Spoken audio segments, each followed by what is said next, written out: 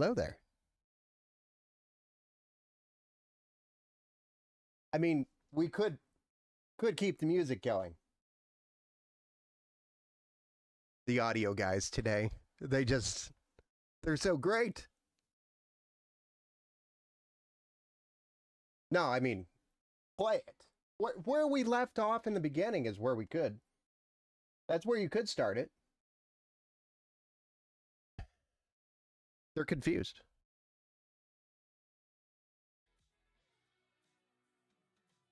I don't know what to tell you. Yeah. Maybe turn it up.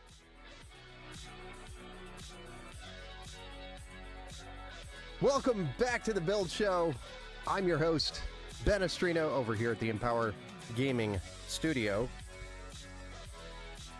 And tonight, we're going to build, you guessed it, another PC.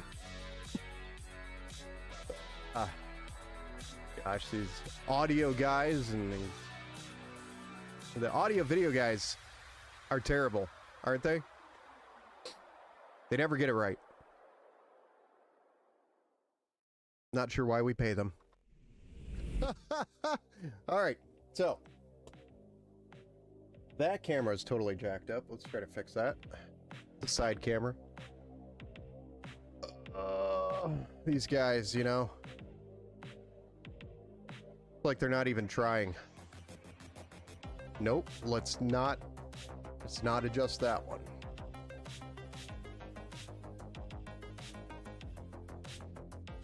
How are we doing today? We're doing pretty good. How about everybody else? How's everybody here doing? John, welcome back to the Build Show. Robert, welcome back to the Build Show. Tone, welcome back to the Build Show. Roy, the Intel guy. I thought it was a myth you streamed anymore. Well, I mean, it was a holiday weekend, guys. I mean, jeez.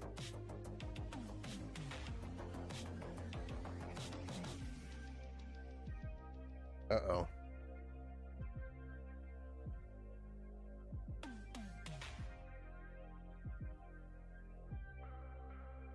I mean, do I get one day off for me? We're gonna have to play with the focus when we get to that. Okay, so tonight's build, we're doing 2 builds tonight, so thankfully I was able to get started a little earlier than normal. You know, 8 o'clock. We tried to start around 8 tonight, and we got started around 8:20. Not too bad. John, every time you're live, I don't notice until you're not. Yeah, that's the story of my life. That's the story of my life. You get no breaks. I thought we learned that already. I know. It's just go, go, go. I'm like the Go-Go Gadget from what's that movie called?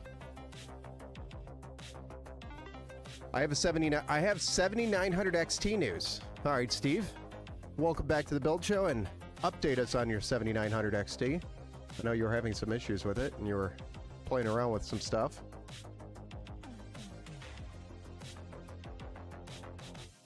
Meanwhile, we're going to go through the build out. Tonight we're building for a...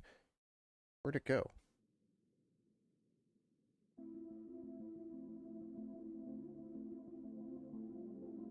Okay, I'm back. We are building for a Jenna over at the Life Remodeled nonprofit organization. So if you're curious to learn more about Life Remodeled, you could type !Life Remodeled, all one word, just like I did in the chat earlier. It'll spit out a link in the chat, and you can go check out the website and learn more about them. But they are a nonprofit here in Detroit, Michigan. Real impact right here in Detroit together is their slogan. So definitely something cool that we're doing is building for them. We might be doing something else with them too. So it's Friday Eve. I know it's Friday Eve.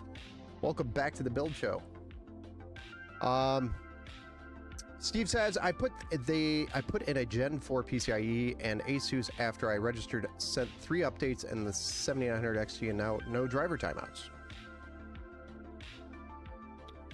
You put it in a different PCIe slot after I registered and sent 3 updates. What updates are you talking about, Steve? Bazooka Builder, same, John. Also, I don't watch PC building content much anymore. It still interests me.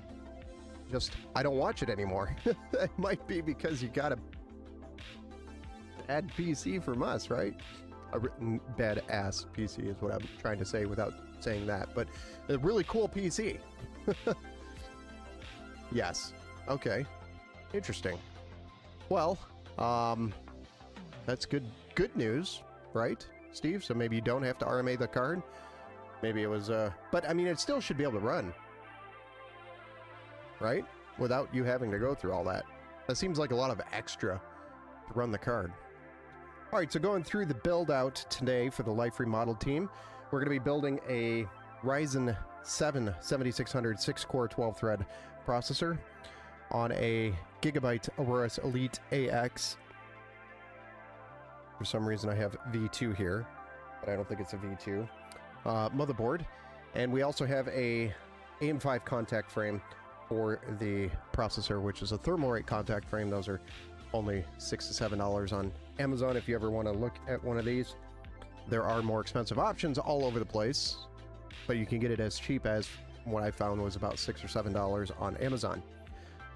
The RAM that we're going to be running is 32 gigs of DDR5 6000 CL30. It's two 16 gigabyte sticks at 6,000 megahertz, which is the G.Skill Flare X5 kit by G.Skill. I think I said G.Skill like 8 times now. And then a 1 terabyte MP44 M.2 NVMe SSD, 1 terabyte to start off. There are additional slots on this board, so they can add more storage later on if they would like to.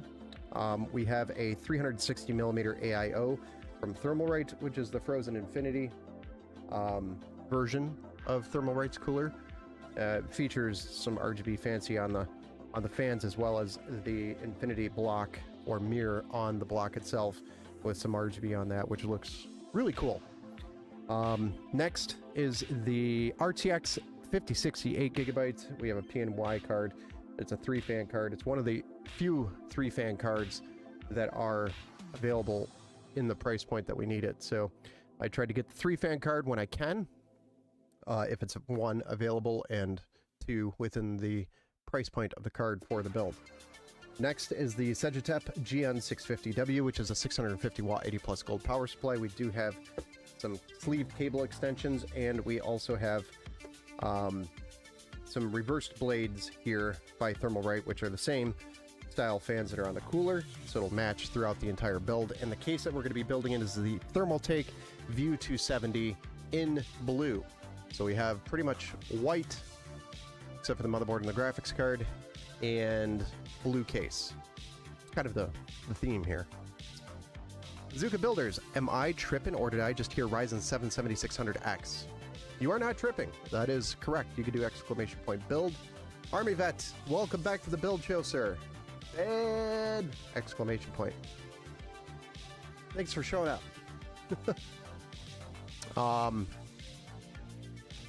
Let's see here. No, you heard me correctly. It's the Ryzen 5 7600. I'm sorry. You had me tripping there for just a moment. So it's a Ryzen 5 7600X. My apologies. When you're dealing with as many parts as I deal with, sometimes you mess up. But I do try. John, I changed my PFP just now, but I don't know why. I don't know if it will show. It shows. It shows the change. Steve, Aurora Crate, notice the card, and one of the updates was a VGA, and one was a SDK update, and one a HCI update. Interesting. Aurora. Oh, from the Asus Armored Crate. Gotcha. Gotcha. Yeah, that's interesting. I mean, still, so maybe the Asus Armored Crate was causing the problem? I have actually seen that before on AMD cards, where Asus Armored Crate was causing the problem, because they didn't do the Armory Crate updates for the card. And it was causing driver issues, but I didn't think of that before. This was like a long time ago, like back in the 5000 series, like the 5700 XT. So I haven't seen that in a while. So I didn't even think of that. That is a good point. ASUS Armory Crate. If you guys are running ASUS products and you have the ASUS Armory Crate installed, it's always a good idea to go in to the settings portion of the ASUS Armory Crate and go to the updates and make sure that those are all completed. Yeah, it is likely, if it's been running for over a few months, that there's updates there sitting for you. No problems now. Interesting. Well, good to know. I'll definitely keep that in mind if I build with any AMD cards that are ASUS with ASUS Armory Crate. Make sure we do those updates. I always do those updates before I ship a PC with an ASUS product. I always go through the ASUS Armory Crate when that's installed and do those updates. So those are one thing that Cortana is talking over on a laptop over there that I just finished installing Windows 10 on. Nice. Anyway, let's go ahead and get started with the build, guys, shall we?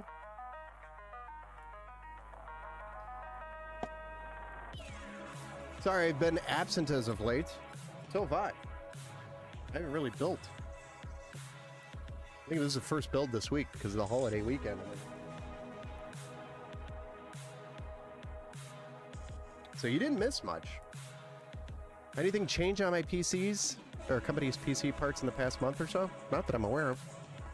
But you do want to probably make sure you, keep things up to date, John.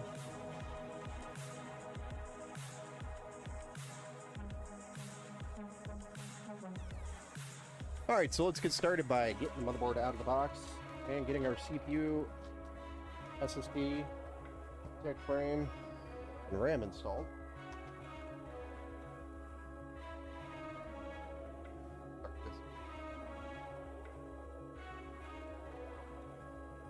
Oh yeah, we finally got more zip ties.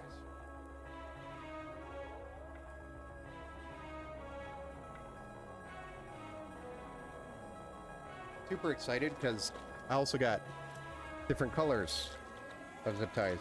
These are blues. First time I'll use these. A blue rig, blue and white, or we could use white. That is another option. Or maybe we use blue and white.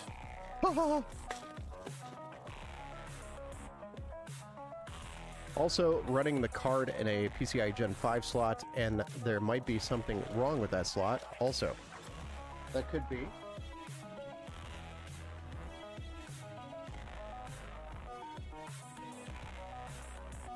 I feel like the music is a tad loud.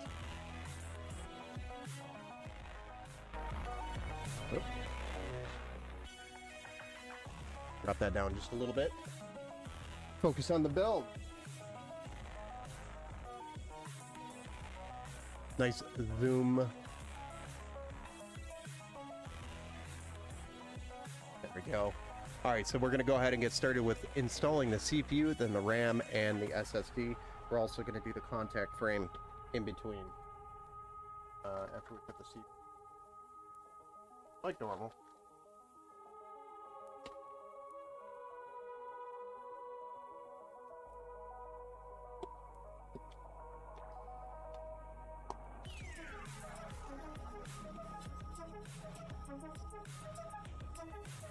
I don't know if it's like PFP as much as my old one. Okay, it's better now. Interesting. What do you mean? I'm not following you, John. I'm not sure I'm understanding correctly.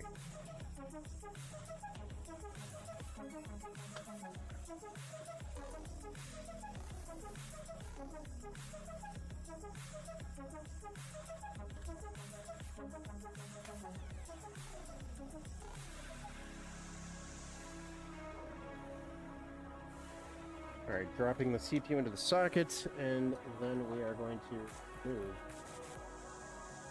Oops. Here. Got a bag of screws over here, and I'm like, I feel like that was supposed to go somewhere.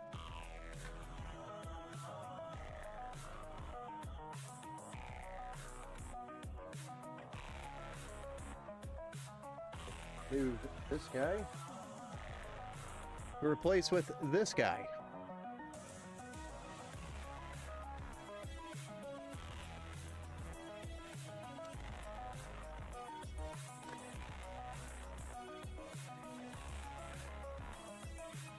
There's our AM5 contact frame.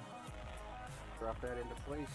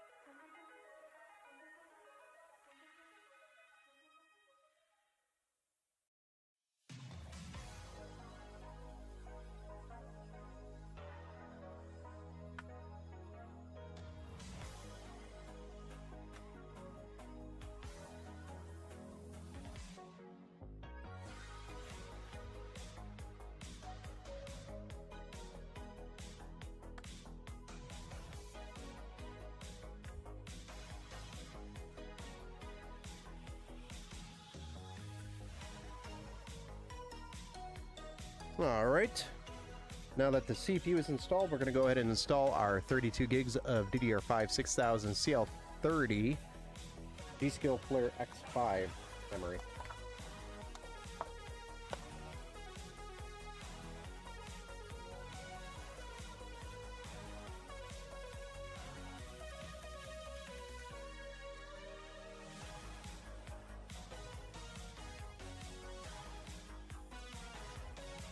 Those go into slots A2 and B2.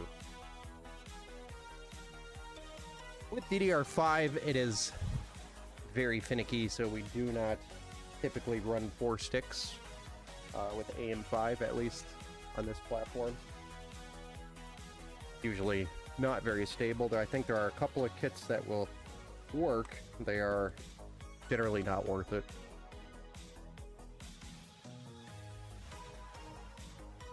Usually I just recommend running the 2 sticks and staying stable and fast. Ant-Man, dip a cookie in the Alfredo sauce. I do not think I will do that. Damn, I am.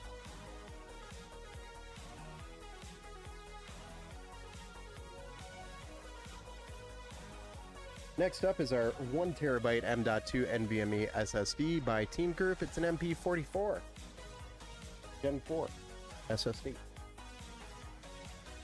I said that twice. But oh well. Gotta remove the heat spreader. So this guy.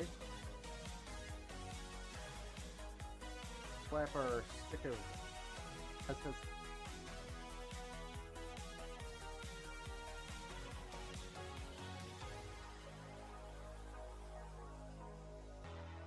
And then put this back in.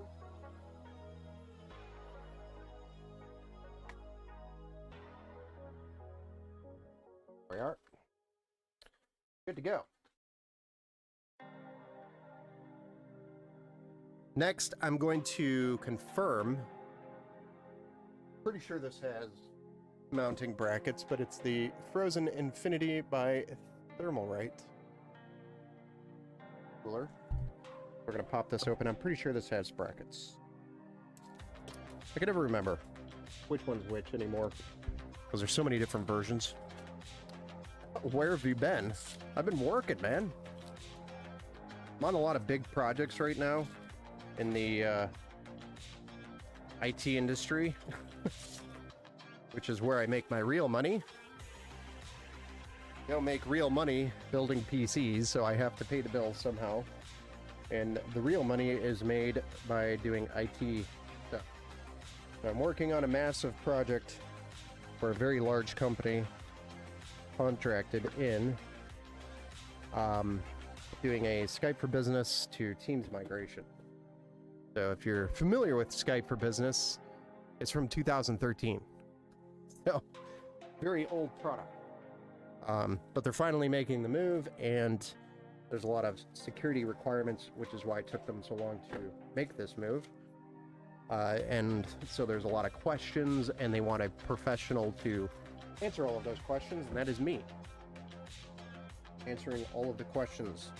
They're not only going to Teams, but they're also making the jump to Microsoft 365 from Exchange on-prem.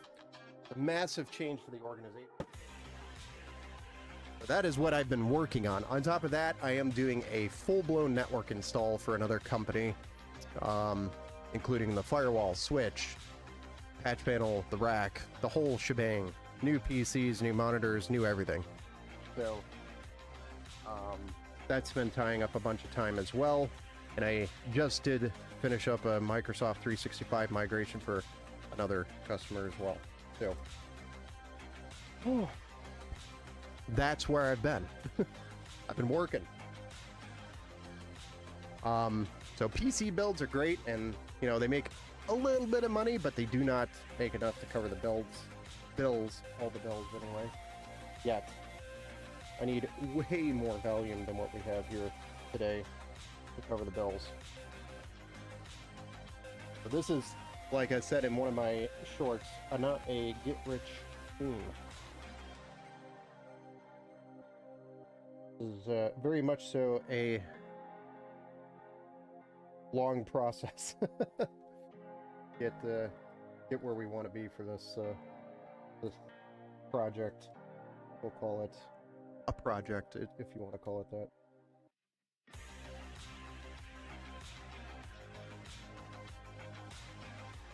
Alright, so I'm just getting this AIO ready, since we're already here looking at it.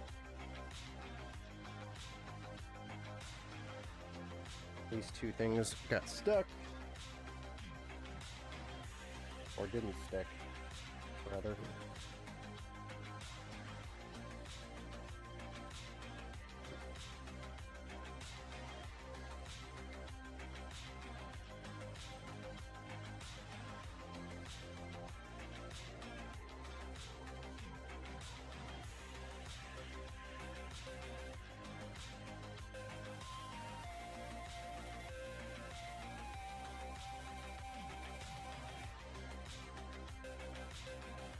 Wonderful fingerprints on the finish there.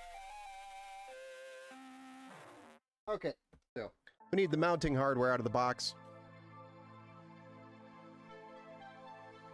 Mounting hardware out of the box. Nice. What's Max doing? Max is over here laying on his bed that he seems to tear up on a daily basis. So he's just waiting for something exciting to happen, I think. Alright, our AMD hardware. That is all we needed. Wonderful bag of hardware.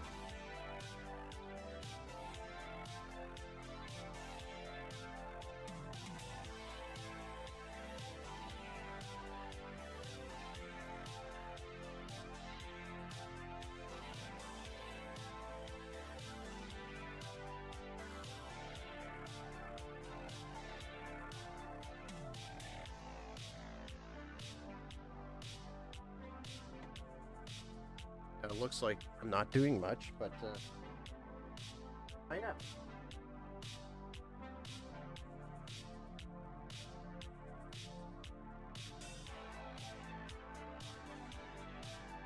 So this is the mounting hardware for the Frozen Infinity. I think that's what it's called, right? Yeah, Frozen Infinity by Thermalright. Really, it's just these plastic studs that go in here. These are just plastic spacers or studs. And then you have these brackets with these screws that go through the stud. And it's the inner side of the U, or the bracket, goes towards the CPU. Like so. And I'll just start those with my fingers.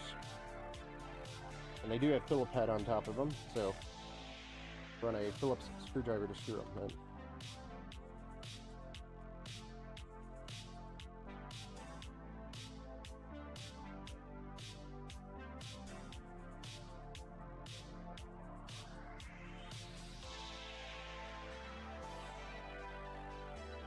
There we go. Those are ready to go. So now that that's done, we can go ahead and break the case out. I'm going to set this aside and bust our case open.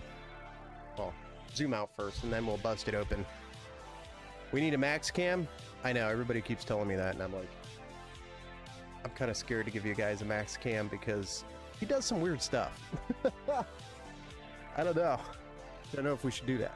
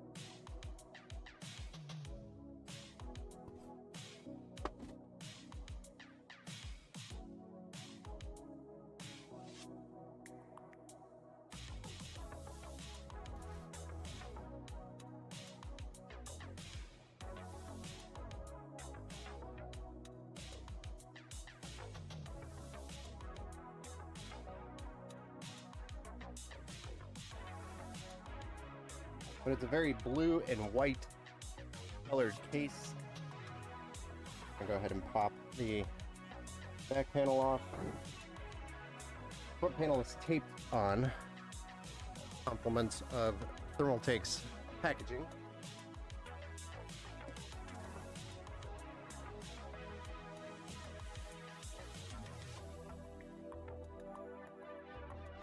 We'll have to tape.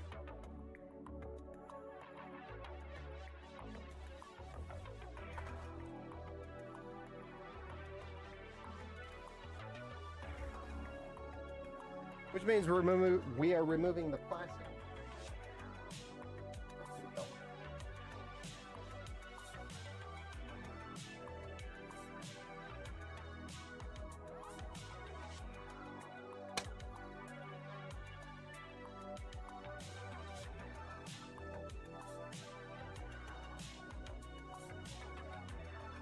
Alright, so first things first, we are going to remove the fans that were included with the case because we're replacing those with the Infinity fans. These all come out.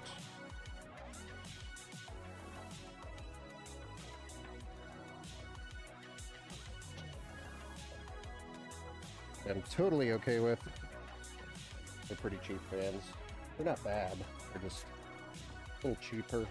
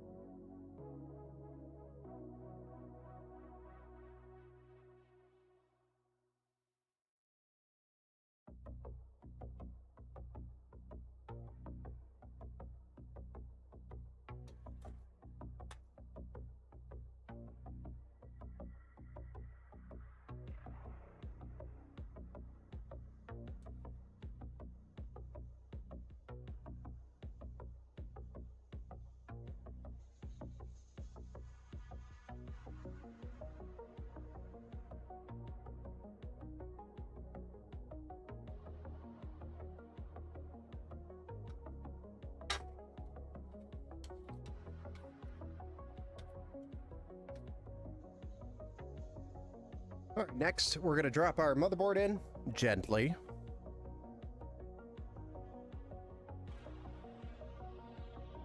And of course, before you put your motherboard in, you should always check to make sure your studs are all in the right place. I know I build in this case a lot. All the studs are there where they should be for this ATX motherboard, but if it's your first time building, you should always check the studs, which would be these things.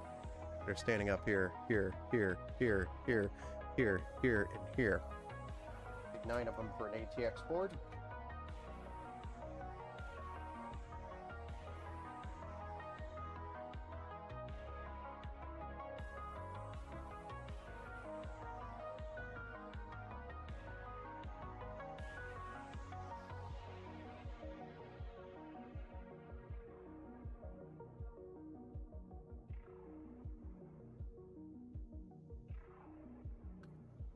What kind of stuff does Max do? Mostly just sleeps.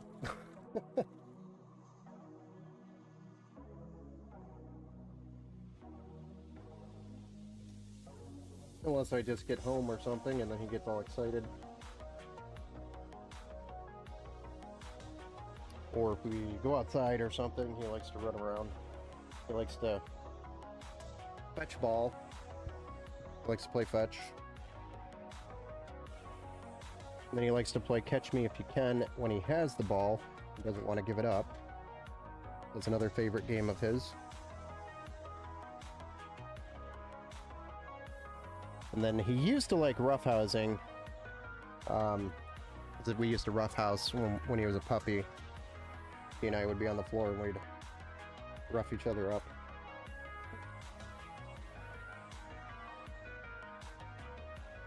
I'll have to pop this. Pop this. Get this on, right?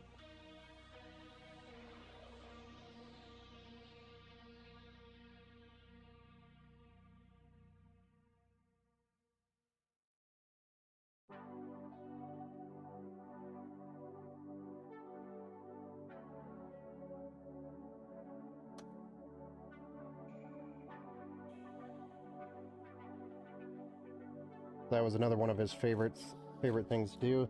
He also likes to play tug of war. It's also another one of his favorites. But he does have a bad tooth that we gotta get addressed. We haven't really played tug of war lately, in fear that we would hurt his tooth. Oh, Tony, thank you for the 5 gifted memberships again. You're on a roll. But thank you, sir. You got Victor, Billy, Daz, Gary, and Droglover. Gifted. Thank you, sir. I'm worried about heat on the graphics card, but ran Shadow of the Tomb Raider in 4K at the memory was only 82 Celsius. That's not bad. For an AMD card, that's pretty good, in my opinion.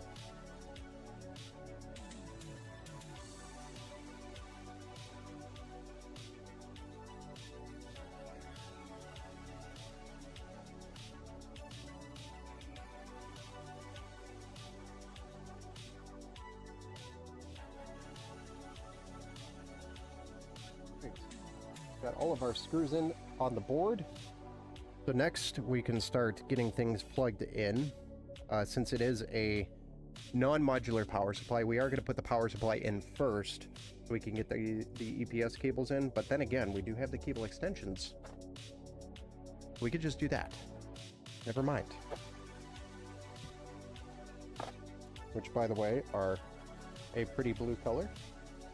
Not perfectly matching, but close enough. There isn't any, like, blue cables that I could buy that are... Where's my cable? Wish I had given me a white one. Sorry.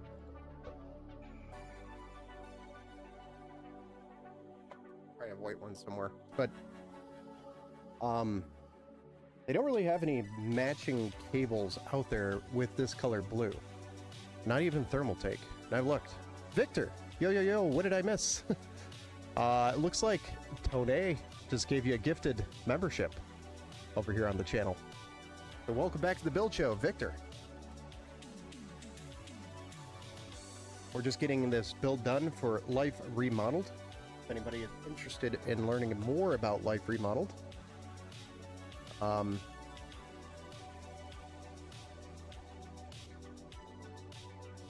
you can check out Life Remodeled in the chat over on the YouTube. Should pop out a link. There it is.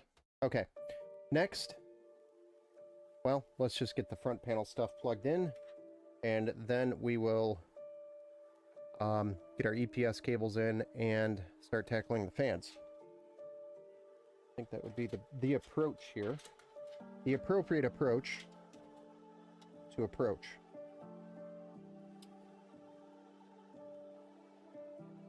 The F panel.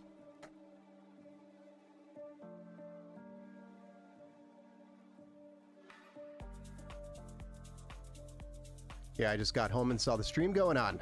Nice. Well, welcome back. It's been a while since I've streamed. Almost a week today that I've gone without doing builds. Crazy. Now we have builds stacking up for days. That's a good thing, because it's better than not having builds.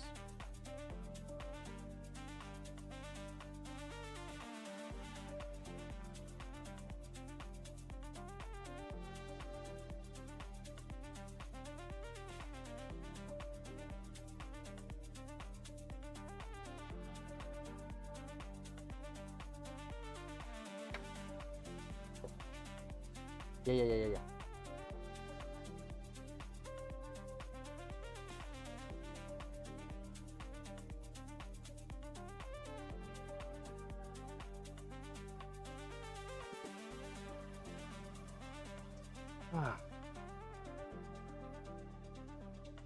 Yep, that's the right build.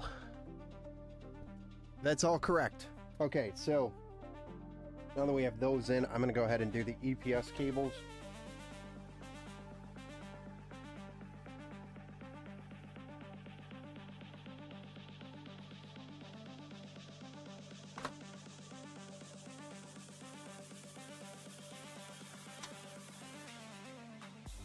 And like I said, that's not the perfect blue, but pretty close.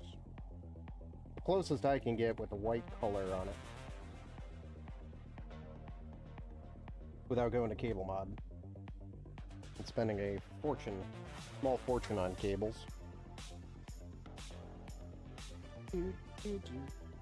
This is kind of, I guess, more in the purple, like a light purple color, in my opinion, than a blue. But Thermaltake swears that it's a blue, or in the blue family. It'd be kind of cool to do like a purple white build with this case.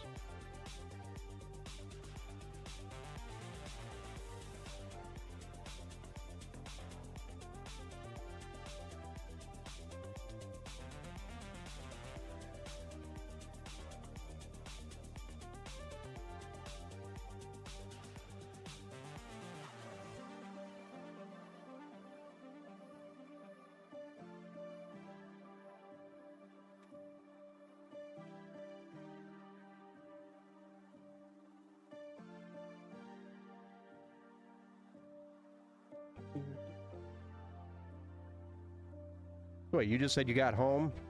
Where you coming home from? Work? Pretty late. Unless you're in a different time zone. Maybe that's what it is. Time zone.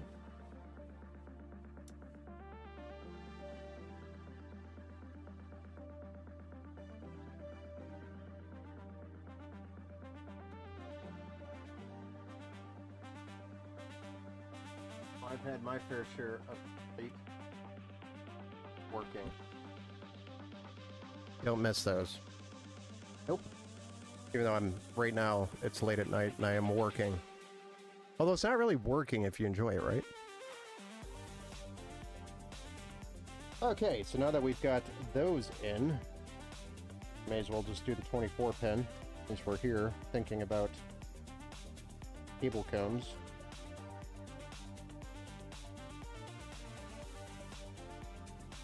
And then we'll start tackling some of these fans. We've got 2 intake on the side, 3 intake on the bottom that we're going to put in. And they're the Infinity fans from Thermalright, which are similar to Lian Li's cool looking Infinity fans. Just a little less RGB on them. Super slick looking though. I do like Thermalright's approach on these fans. Like sharp RGB instead of just RGB blasted at full blast. Nice and clean. Yeah, I came home from work in California area. Oh yeah, you're definitely a different time zone. Nice. I'm Eastern time. I'm up here in Michigan. Michigan! Still trying to get these cables on these cable combs.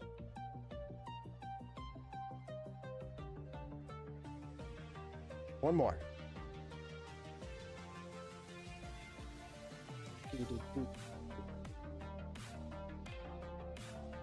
That was a good song.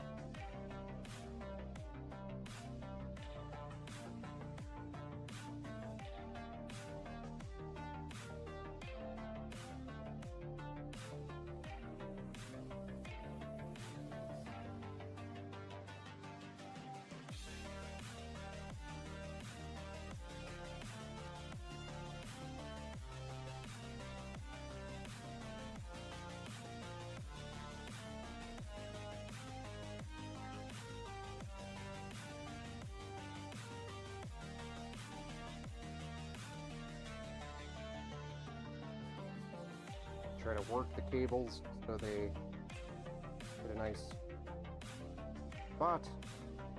Comb on the bend.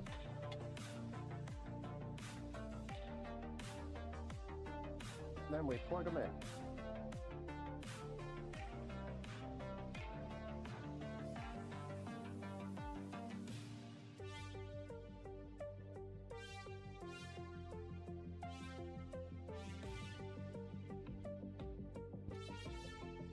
There we have it. 24 pin in. Hey, what's up, Onra? Welcome back to the build show, sir. We're just building yet again another PC. That Aurora symbol in the top left of the motherboard looks like hand reaching. Yeah, I can see it. I can see it. Eddie, welcome back to the build show. Steve Anderson, I bought a game called The Stanley Parble. What does it say about me? I like game. That's simple, relaxing to play. Nice, nice. I've actually never heard of the game. Maybe post it in the Discord? I'll check it out.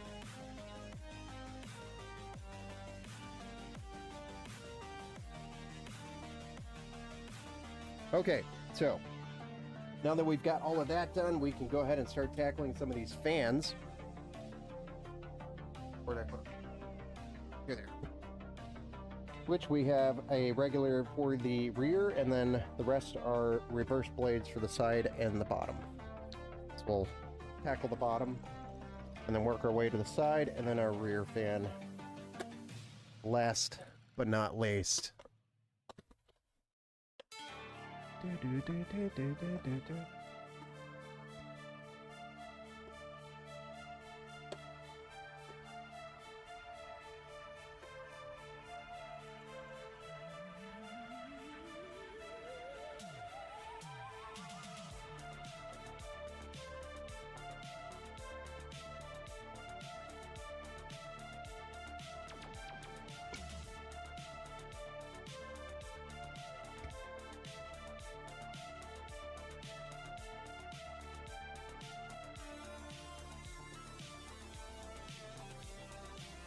I feel like I'm fighting the boss, which I am. We're fighting the peels on these things. Come on. This peel, this thing pops off, and then you don't get the peel off. And then it's a pain in the rear end. Get those off.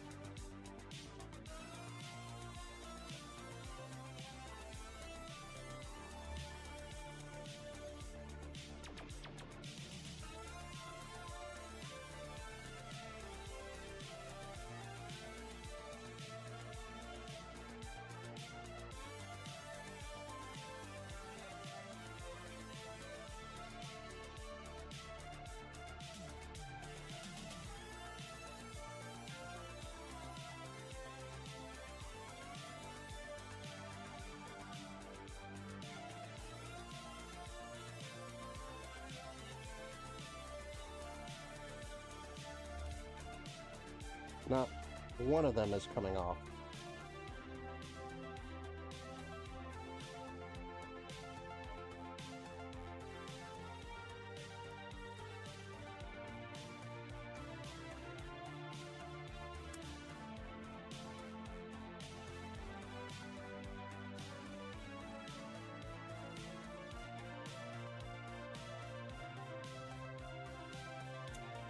Oh, wait.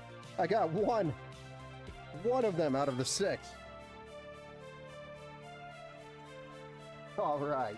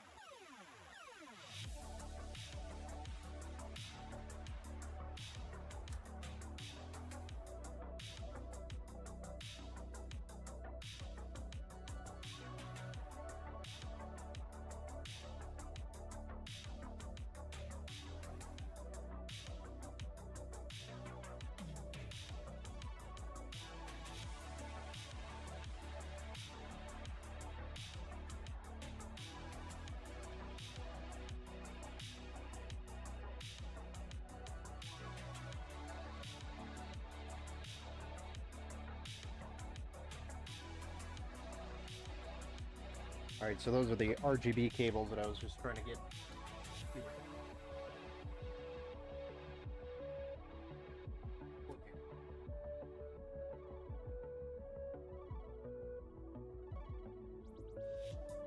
Because it will be a pain. The rear end, once again. Another one.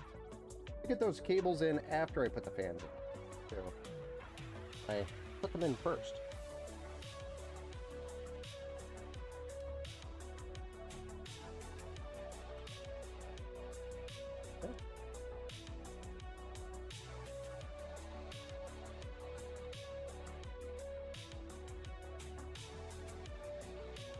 That. We are, however, going to use these.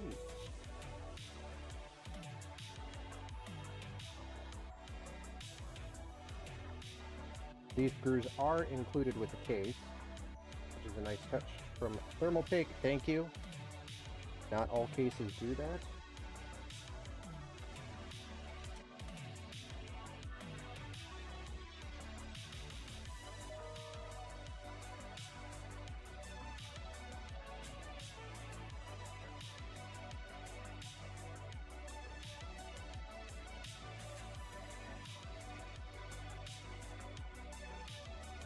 There we are.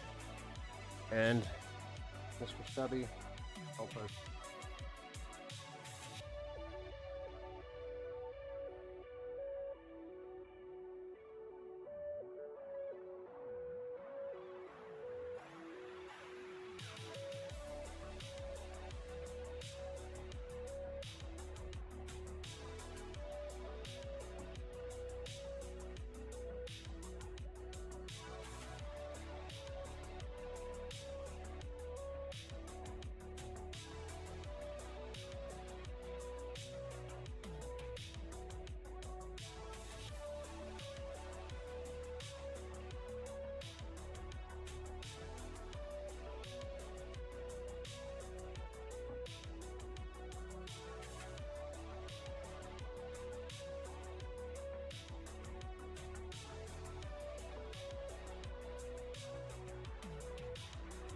There we go.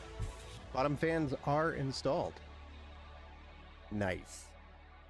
All right, move on to the side fans, which I'm going to flip this around. We'll get these opened up. And mount these bad boys. What are my thoughts on a Ryzen 7 5800X, Tony? What are you upgrading from? What are you upgrading from, Tony? Other Tony. I mean, I'm personally running a Ryzen 7 5700X on this streaming rig right now, so I can tell you, still gets the job done. Very tight, though, when it comes to streaming. I think I just need more RAM, actually.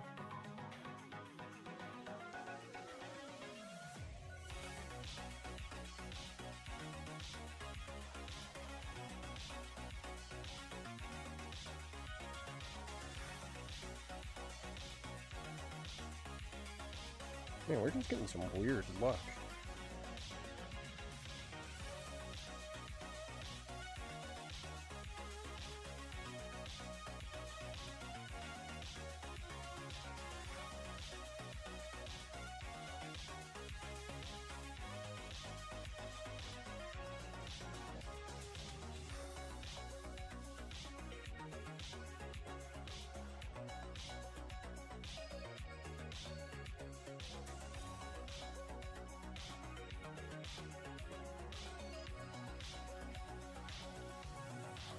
Wow, that one opened, or peeled, and that one peeled. Amazing. That one peeled, and that one peeled. Amazing.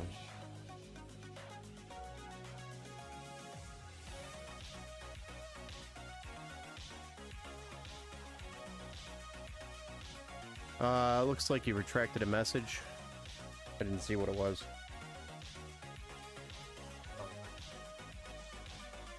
Yeah, let me know what you're upgrading from.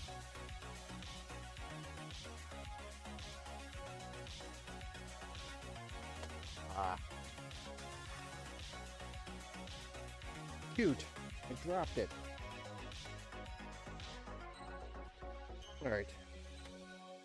So, that being said, that will run it like that. Yeah? Yeah. Yeah.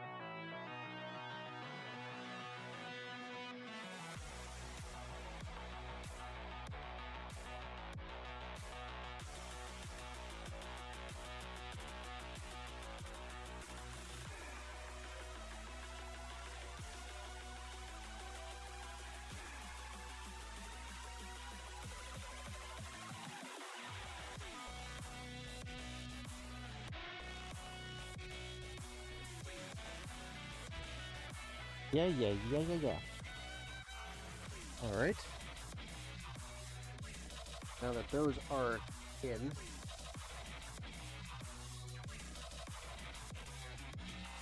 it has been completed. Tony, you gotta let me know, man.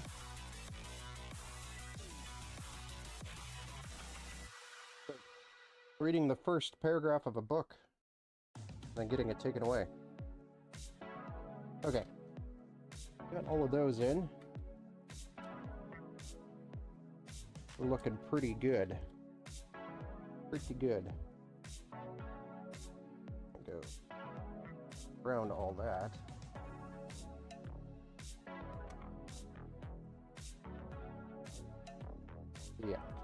Yeah.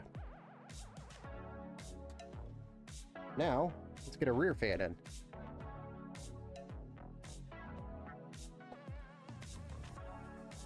Which, you know, I'm super cool and I already routed the cable.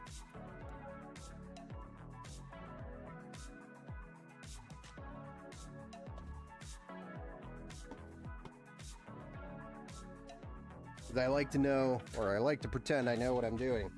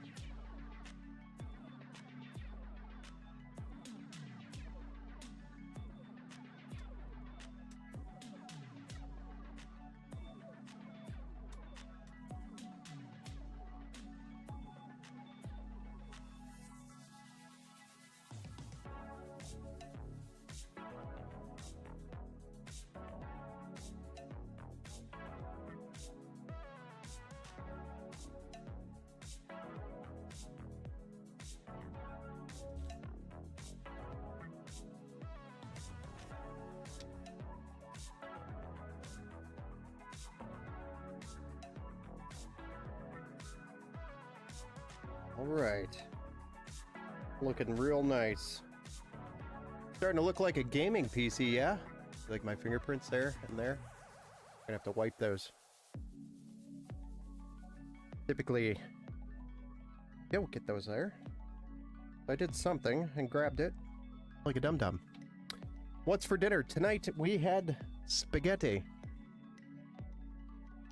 Why can't they build faster chips for AM4? What do you mean? They can only go so far with the AM4, and now that they have a new platform, it's like the shiny new toy, you gotta go for that. They just released, actually, for the South America, the 5500X 3D. That was actually released not too long ago, so the socket is technically still alive. It's just, you're limited to what you have on AM4, and AM4 has been around for what, almost 10 years? So it was time to do an infrastructure upgrade so that we could do bigger, better things, because AM4 basically hit its limit, its ceiling. What's up, Jesse? Welcome back to the build show. Looks pretty. Thank you. I mean, faster than the 5800X 3D. Yeah, that's going to be, for the gaming CPUs, that's probably going to be the best gaming CPU for that socket. I doubt anything coming out better than that. So 5800X 3D or the 5700X 3D, that's your limitation for the AM4 socket for gaming CPUs. And if you need more cores, obviously the 5900 or the 5950, I think it was. Yeah, that would be your core count.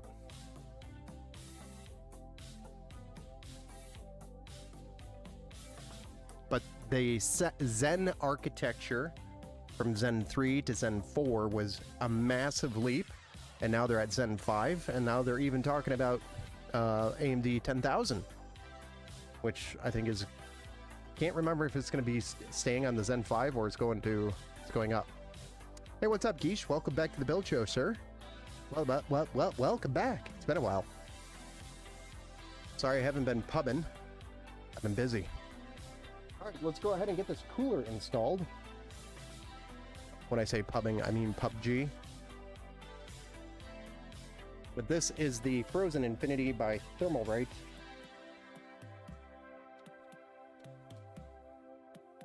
I already did all the peels on here, so that's cool. I'll get more fingerprints on stuff that I shouldn't be getting. Right. What I am going to do is zip tie these cables nicely. I do have blue zip ties, even though they're totally not the right blue, so I don't know if I like this color blue on here. I'm gonna try to do white ties. Put these, just I'm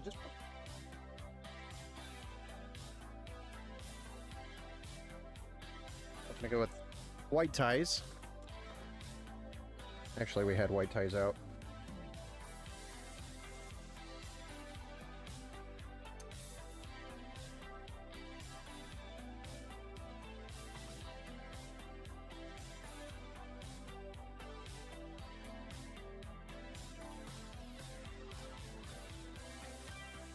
Probably would have been easier to use the other white ties too. One's being a little bit of a pain in the...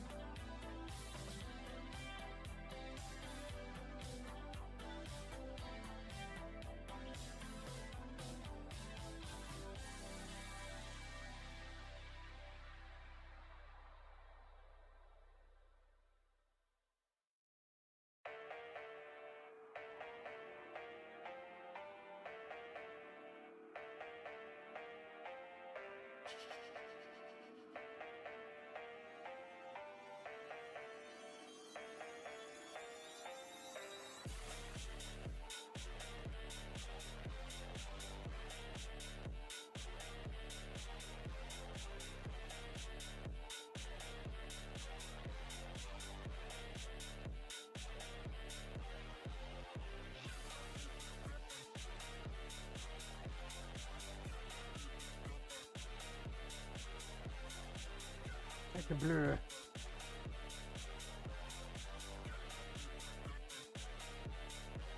Been centuries. Has been. We should definitely get a game sometime at some point together. Haven't either. LOL, busy with work. Haven't touched a video game in weeks. Same. I got to play Bar the other night. Really nice. And we did pretty good. We went on a pretty good run. But, definitely too busy. Ant-Man, how much money would I need to upgrade to mid-range AM5 1080p? Guess I'm curious, what do you define as mid-range 1080p? Because you'd be looking at probably $1,000 for like entry, and then at that point it's just the GPU that's gonna bump you up.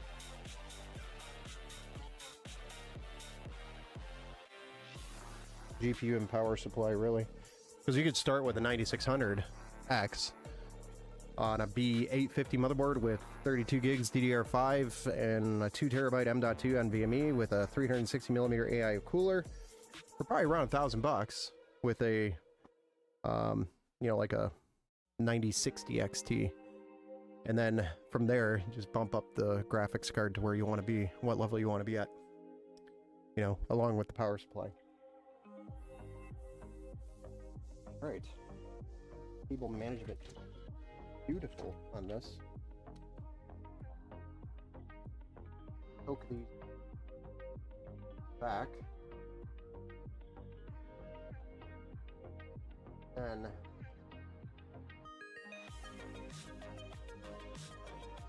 mount this bad boy.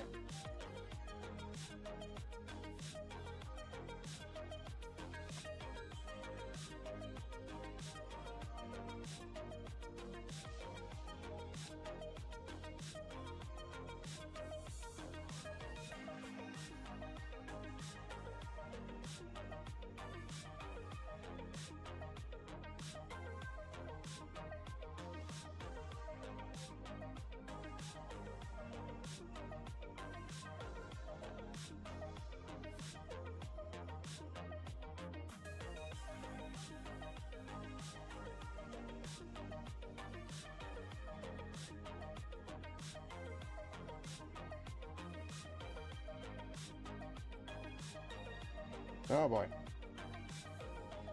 That's a lot of fun.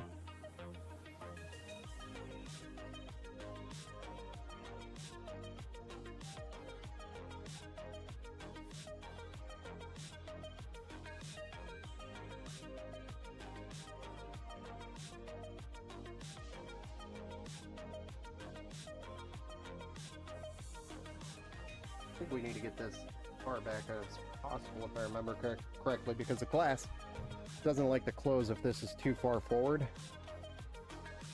I'm gonna push this back just a little bit more. There we go.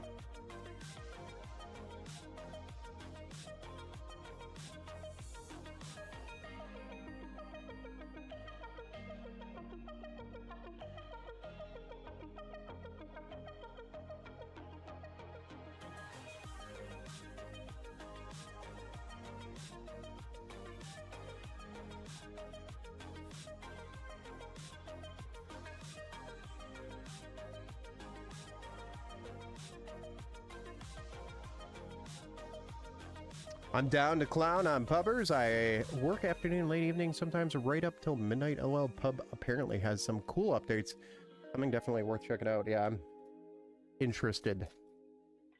Sign me up. Updates or upgrades?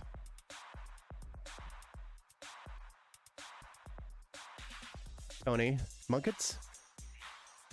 Tony, I'm not doing Ant-Man mid-range 7800X 3D and up. Oh, mid-range. Well, mid-range 7800X 3D and up would probably be more like 1800. You want a 7800X 3D build, like 1500 to 1800. That's your mid-range price. The average gaming PC today, average, about 1500 bucks.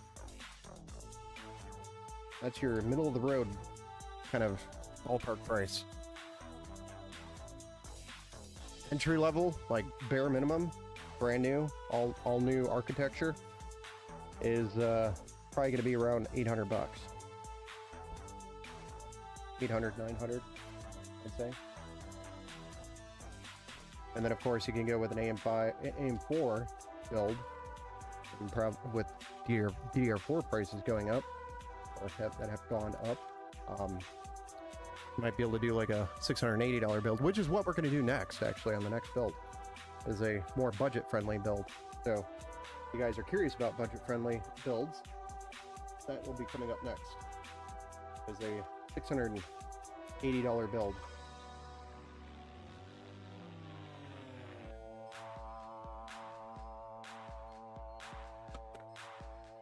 Yeah, I should probably...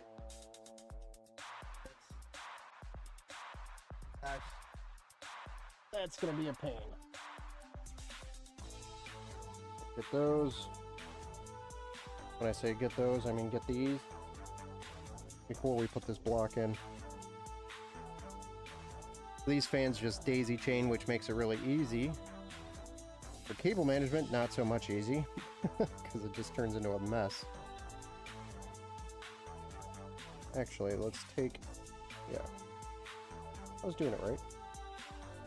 We want to take the middle guy. I can't tell if it's this one or this one.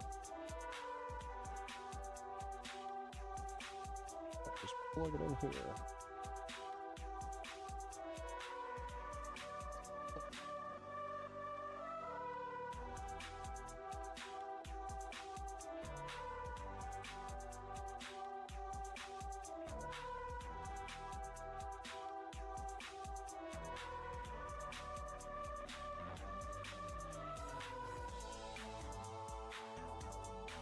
And then we'll do something with zip ties later.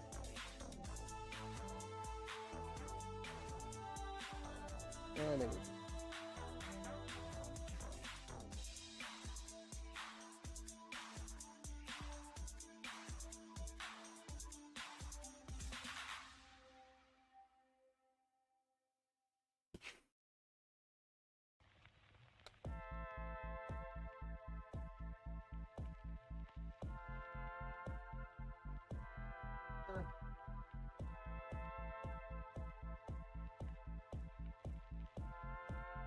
can't tell. I gotta look this up.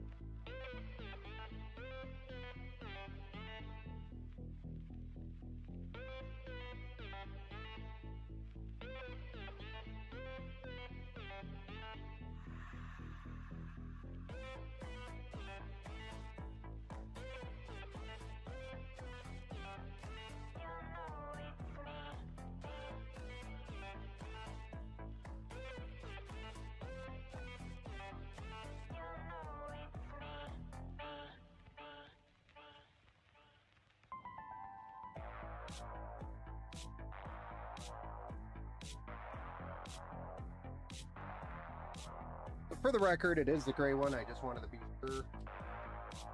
Plugging the fans into the correct header.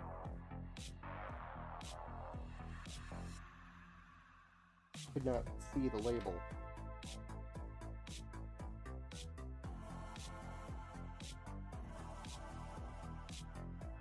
Great. Really nice. Really nice cable management, I think. And we'll peel this guy, drop our thermal paste down, and mount the block. Put those cables in.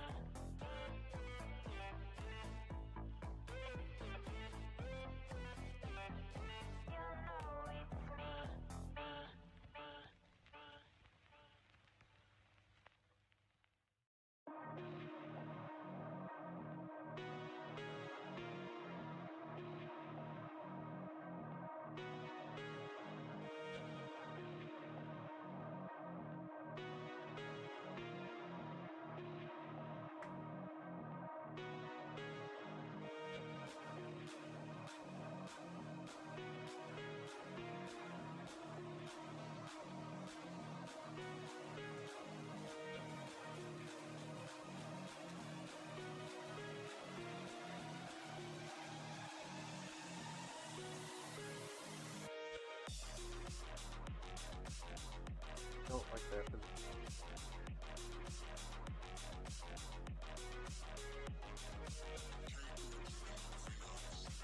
These tubes seem a little short.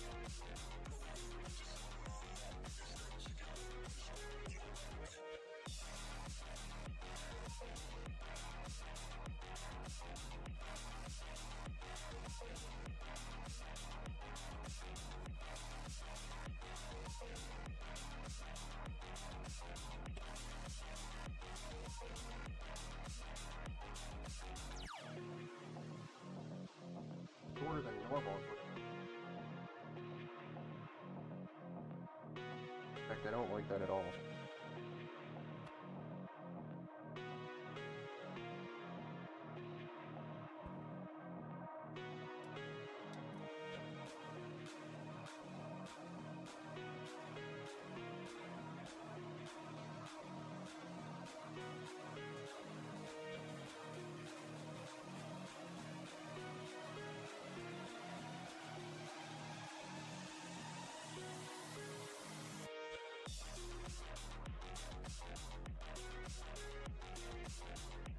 Ooh.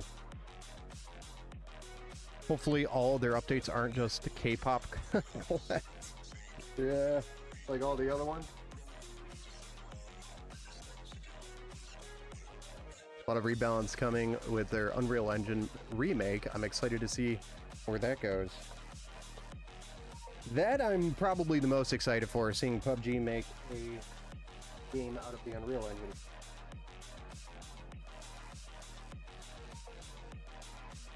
Some of their movement not going to be terrible.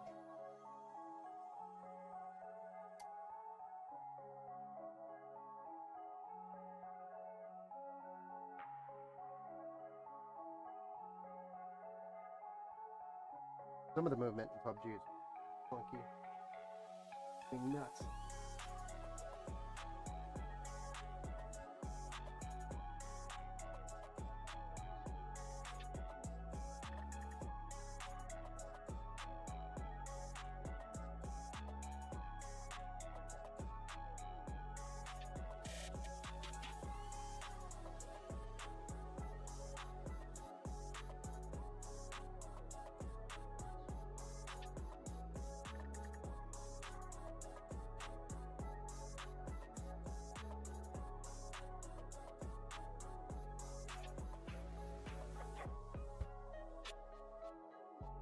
Go.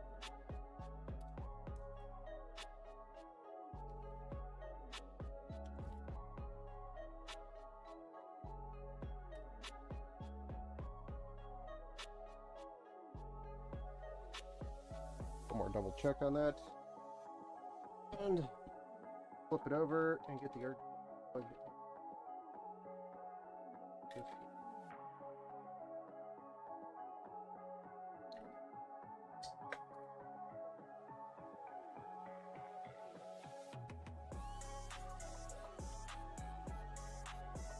All right.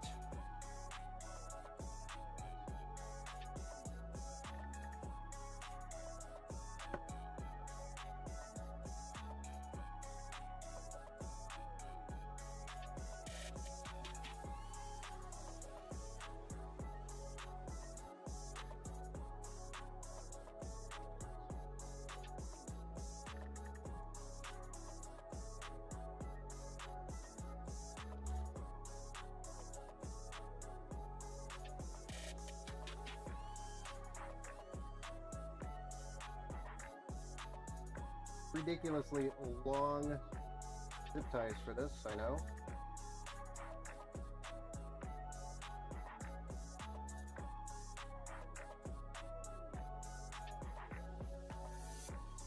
I do hate it when I don't have a long enough zip tie.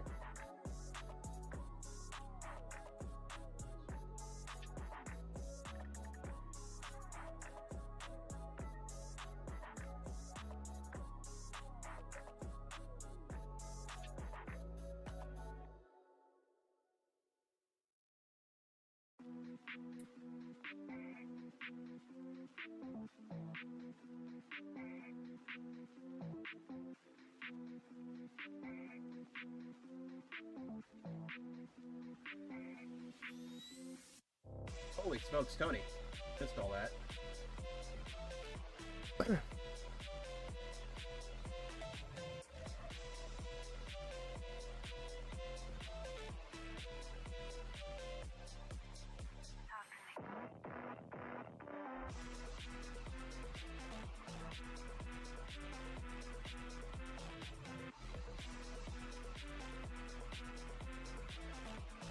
Well, thank you. I didn't know you were there, some giant idiot. I was gonna get that. Anyway, Tony, I just bought a pre-built. I don't even know why. About 8 months ago, but I used to just upgrade all of my stuff all at the same, or all the time. I got so addictive, it was just way too expensive, and I stopped until now. It's kind of weird that in so many ways, it's so much easier to build a computer now. How do you SCSI cable? Yeah, SCSI cables, you don't really hear that anymore. I don't know, is less complicated now. Yeah, SCSI cables really you don't hear anymore unless you're in a server environment. And even then, it's kind of phased out. So pretty much everything is going the M.2 way, or SATA, or some sort of RAID controller connection, which I guess might be SCSI still. I just wish that the software was so good as it was in the early mid 2000s, because if I find now that it pretty much sucks. Well, so in that case, software actually sucked way worse back in 2000. Definitely not nearly as powerful as it is now. You could do way more in the software side than you could do in the software side then. So way more in the software side now than you could have done then. There's way more you could do in the software now. I just wanted to put some widgets on my display, and oh my gosh, it was so difficult. And then I had to delete it because I messed it up, and the whole computer ridiculous. A widget. Delete it because it messed up my whole computer. Hey, what's up? Looking forward to that budget build gaming PC. Yes, we'll be doing that next after this one. And we are pretty close to finishing this one up. I'd say probably another 30-ish minutes or so on this one. And then the budget build's probably going to be less than an hour to build. It's going to be pretty quick. Okay, I'm rambling. I'm sorry, but I had a happy note. 20 years later, I can finally run Crysis on ultra high. Yes, we all can run Crysis on ultra high. Now, can it run Crysis on ultra high in 4K? That's the new question. I don't know. This might be my favorite so far. Not even lit up, but it's awesome. Yes, I've done a few of these blue and white kind of themed ones before. Good afternoon. What's up, XD? Man, welcome back to the Build Show.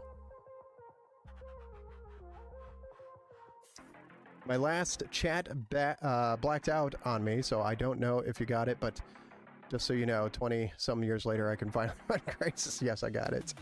Crysis on 8K, Ultra presets with RT and PT. There you go. The new challenge. Will it run Crysis?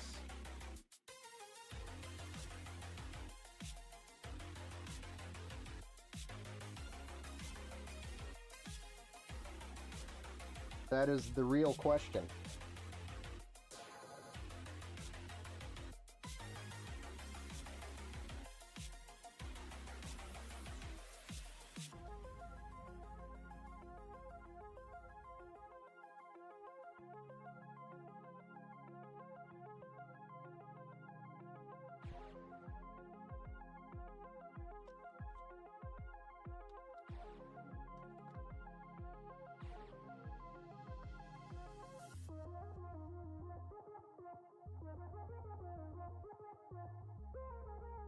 Probably should be doing this with the call it power supply cable here extension, but we'll do that when we get the power supply cable in here and with the non-modular power supply.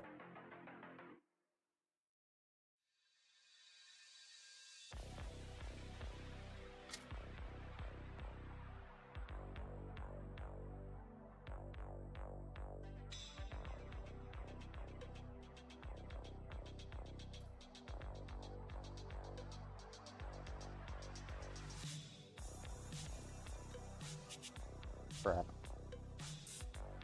Not what I wanted to do. Get over there. Well, that drives me nuts. So, we're redoing that one.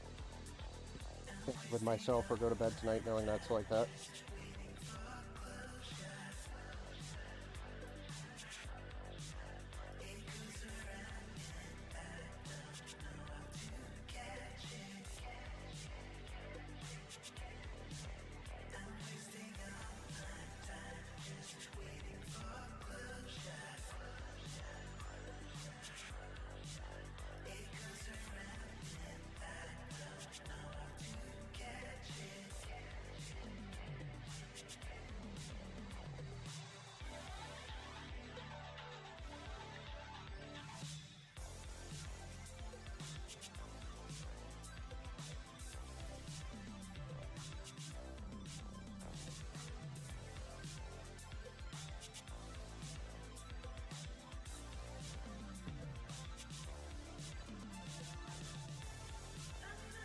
I know you can't see it, but cable management's nice and clean.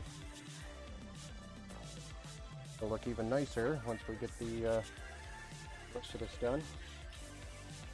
Alright, so for the record, we have our cooler installed, along with all of our fans, finally. The next up is our graphics card and our power supply, and then we can do a power supply cable extension for the GPU, finish up the cable management, fire this thing up for the first time. We'll move on to the next build number 2.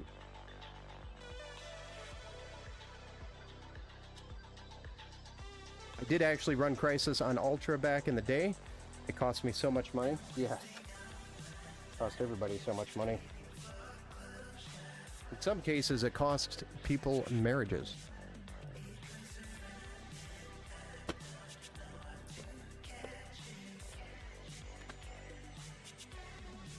Okay, well that was not expected.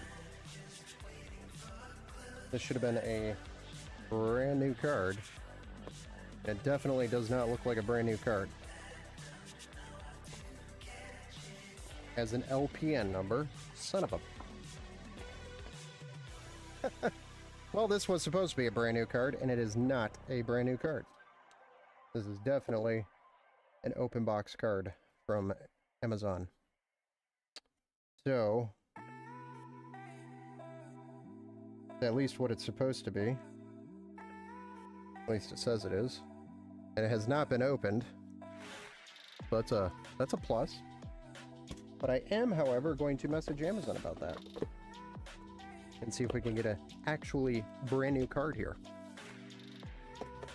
But for the purpose of finishing the build, I'm going to put it in.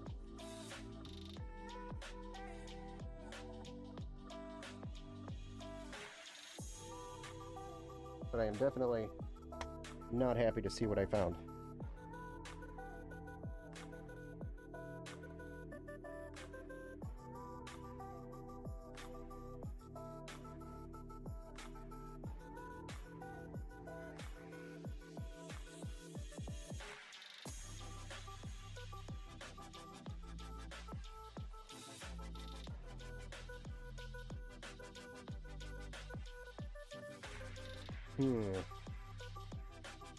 I don't like how they are putting the cables up front. Honestly, don't like that. I have mixed feelings about this. Gigabyte does that. CNY does it. Nobody else really does that yet, but just these two so far that I've seen. I don't know how I feel about it.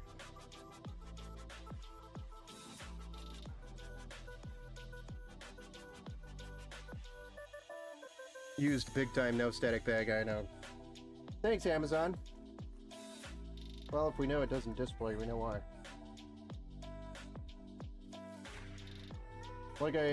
Like you've seen in my past videos, this happens way too much to be a thing.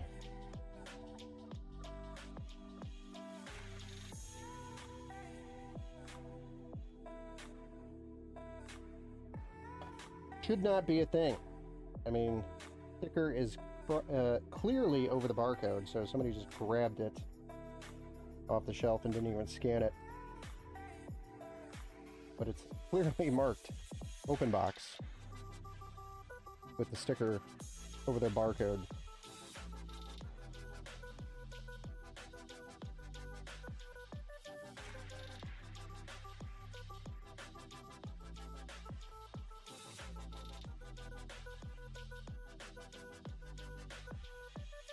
So I will be getting another card for this. I'm not going to send it off with a used card, because it's a new build. But to get it up and going, and out of curiosity to see if this thing even works, I'm going to fire it up with this card in it for the stream. And then I'll get that replacement hopefully sooner than later. Holy smokes.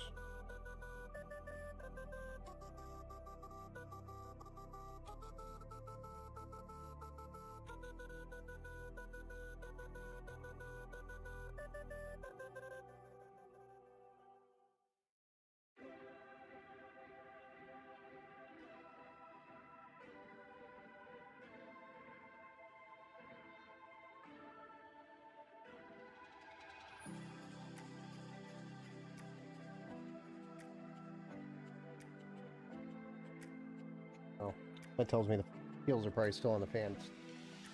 So, alright. Well, with that being said,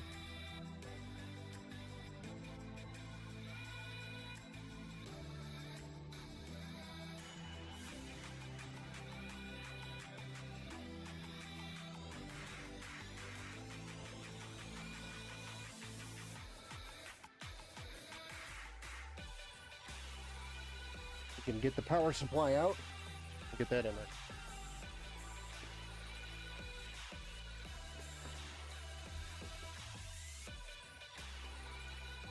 Intel is done, let it go. Jeez.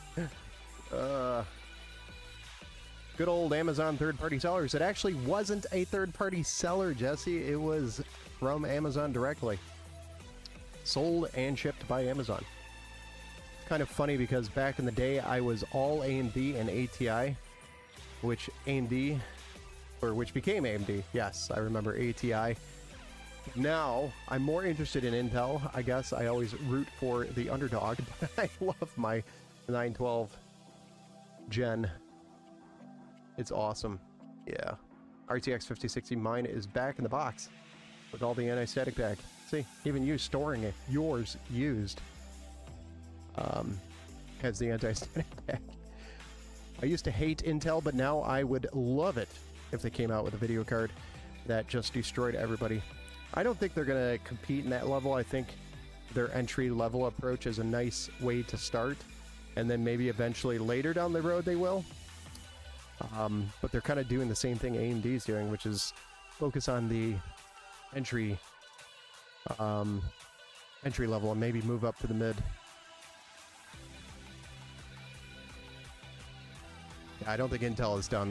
They'll recover from this. They have so many other portions of the business that'll keep it alive. But yes, it is a good point about the government loan.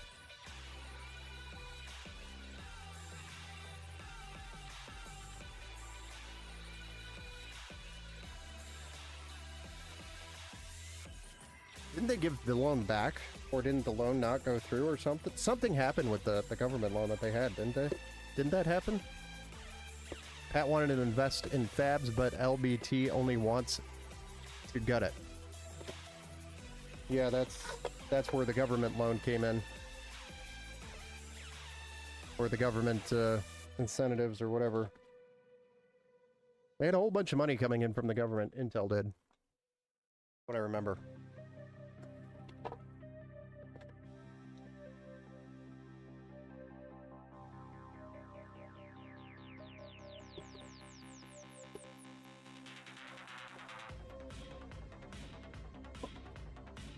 The US Gov bought 10% of Intel.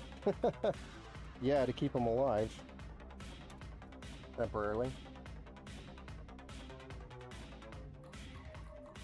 Because believe it or not, they have a ton of jobs.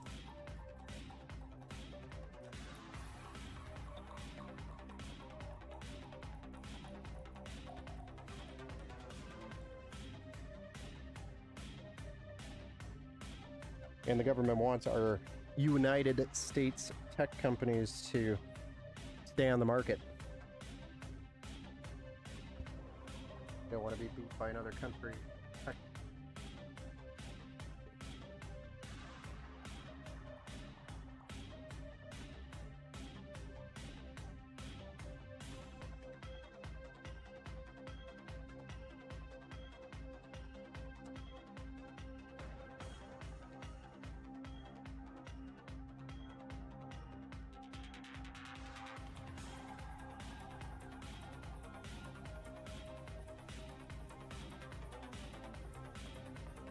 Yeah, it does kick butt, but it's not as good as AMD when it comes to performance per dollar.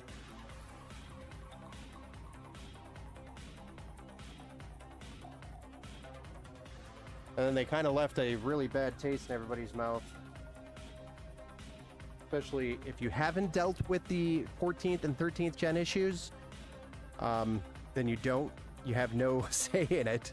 But if you're a person that bought a 13th gen CPU and a 14th or 14th gen CPU and experienced the issues, then you have every right to be upset with Intel, because they literally lied to us for like 6 months, telling us, oh, it's the motherboard issue. Oh, it's the way you mounted it wrong. Oh, it's... And then finally they're like, okay, it was our fault. After they literally had no other choice. Instead of just coming straight out about it, they kicked the can down the road. They knew about it since before it was even shipped.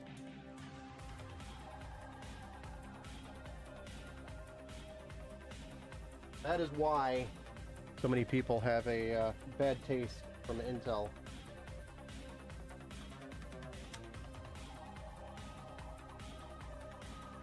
Not just because of performance, it's not just because of issues, it's more of the fact that they lied about it and tried to cover it up. I think that's the majority of where Intel's loyalty went away. But again, Intel doesn't only sell CPUs, they do a lot more. In fact, they were making a lot of AMD CPUs for a while there, or doing a lot of work for AMD. which is ironic because they're a competitor, but they do more than just the CPUs.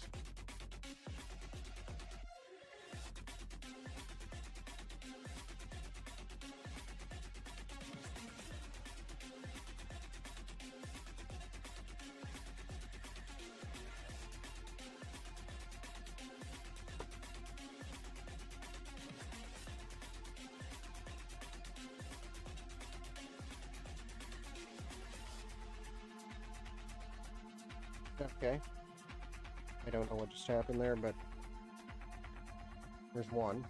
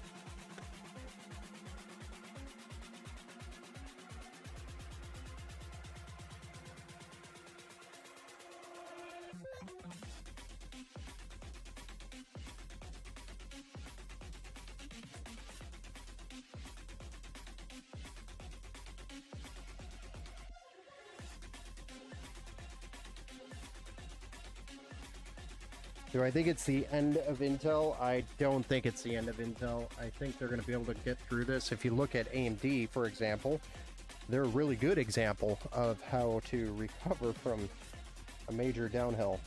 At some point, AMD had sold their property, their buildings, and then leased them in order to regain some capital back, you know, cash flow. And then eventually dug themselves out of the hole.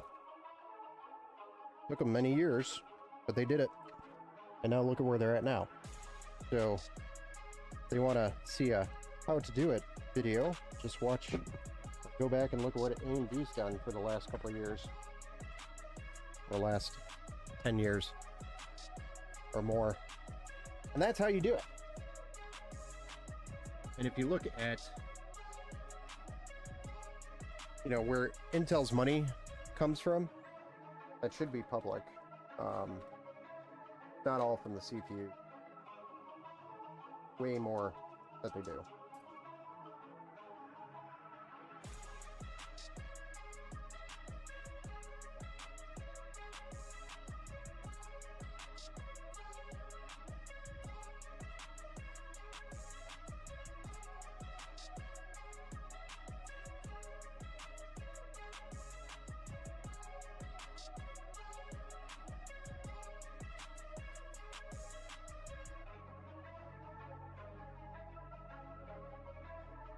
What I want to do.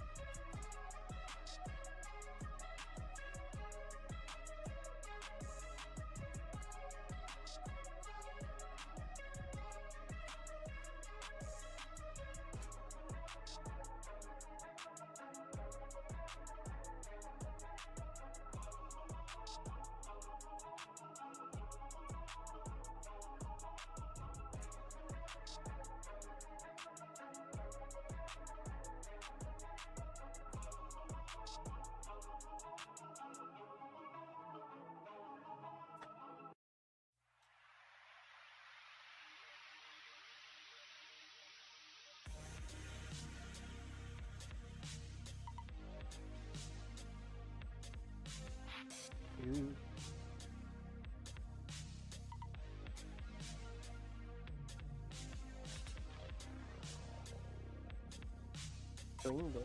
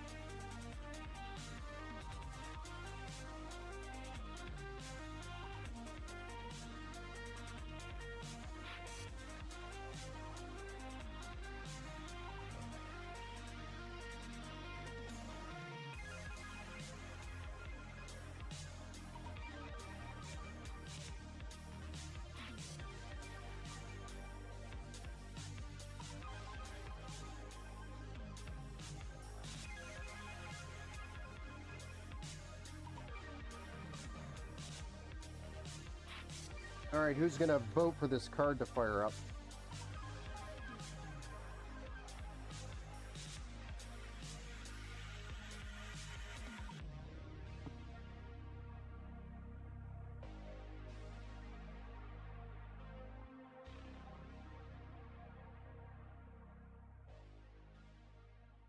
Some absolutely gorgeous cable management here.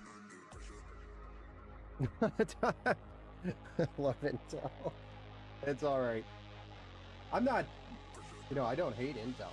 I still love Intel as a company. In fact, I believe Intel needs to be here in order to have the competition. Thank you for the $2, Tony. Didn't have to do that. Appreciate it, though. For the super chat. Boo. Real G's Gaming a 1200 or 12100F and throw the rest of the budget on a 4090. Heck yeah. I mean, that's how you get to 4K gaming, right? On a budget.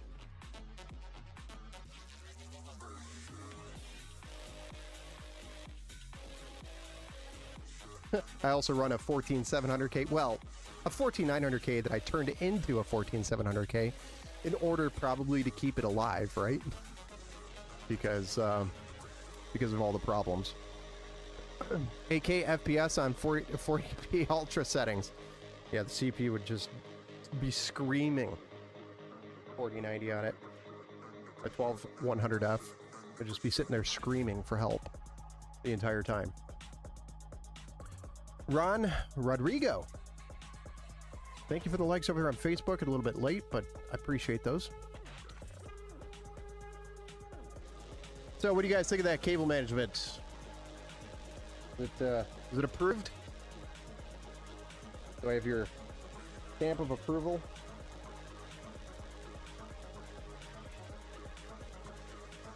Guess maybe we could put one more tie down there. Yeah, forget it. No more ties. We're done. You're done. Somebody's gonna come here and take my zip ties away from me.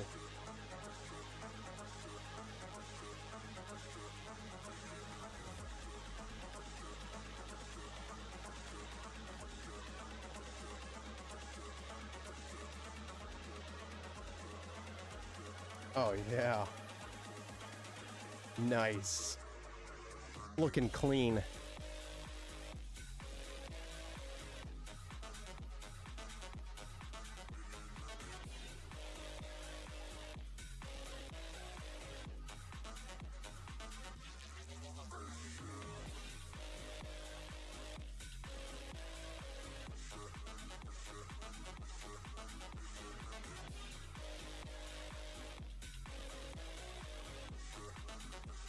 Alright, so let's get this cleaned up and then fire this bad boy up. Shall we?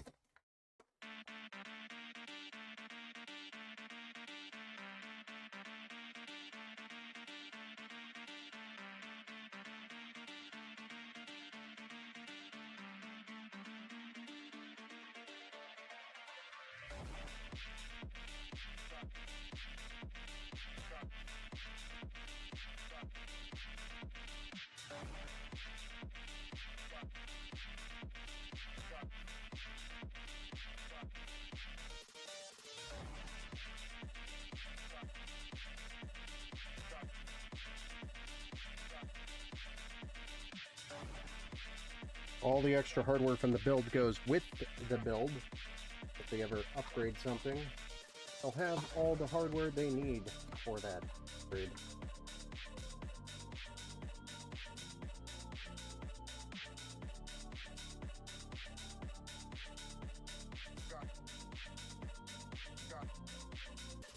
Who thinks this card's actually going to work? It's an open box.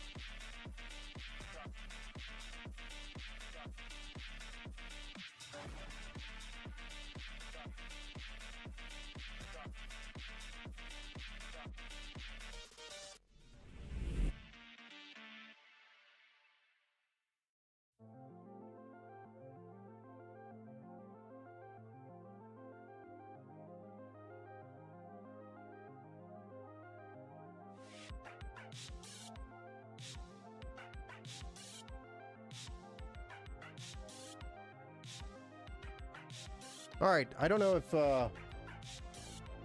Life Remodeled is here in the chat or not, but if they are, they're supposed to be here to tell us when to power this thing on.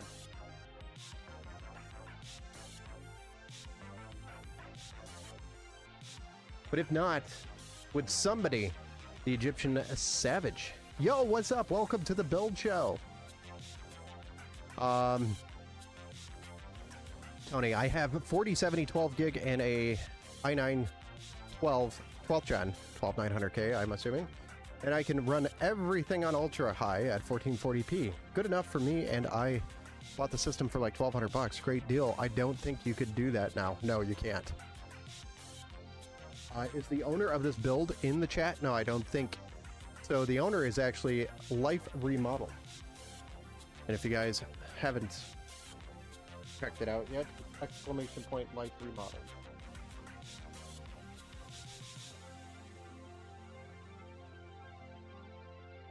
In the chat, and you can check out who they are. They're a nonprofit here in Detroit that actually has a esports team helping people with dreams of streaming, I guess. I don't know the full story behind it. I didn't get a full conversation with them, just some emails back and forth, and this is what they wanted to start out with. So hopefully we can put together a couple of systems for them in a donation fashion, which is what I'm thinking of doing, to donate some systems to them to actually get more set up for them. Panda builds are clean. Oh yeah. This is a very clean build. I do agree. Dirty, welcome back to the build show. I think you were here earlier too. I think I saw you were here earlier.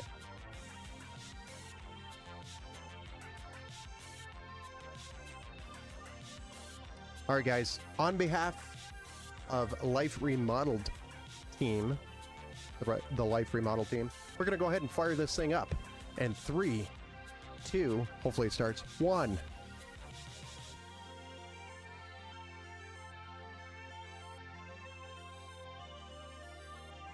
Good news is there's RGB on the card for being an open box card.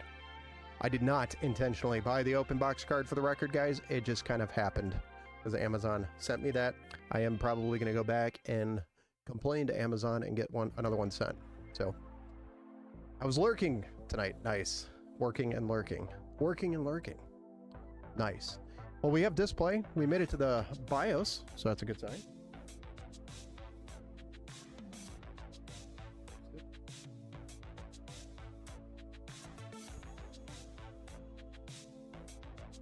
It works. Yes. There it is. In all of its glory. So that's what I'm saying about this RGB. It's so clean. Like, it's not just a blast of RGB. It's just clean and subtle. Sharp.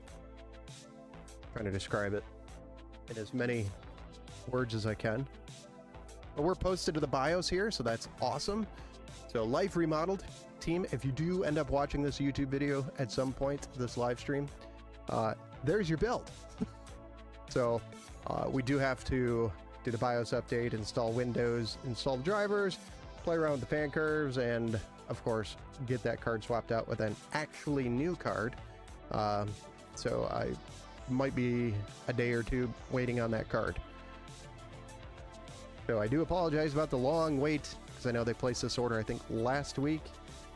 With the holiday weekend, it was kind of crazy. And like I was saying, I'm on a bunch of projects right now, so and the builds are just coming in, which is nice. But holy smokes, we're going to be probably dual build streaming for a while. And I also have 3 other builds I have to do for this office. I'm planning to do live probably tomorrow night. But there you go, guys.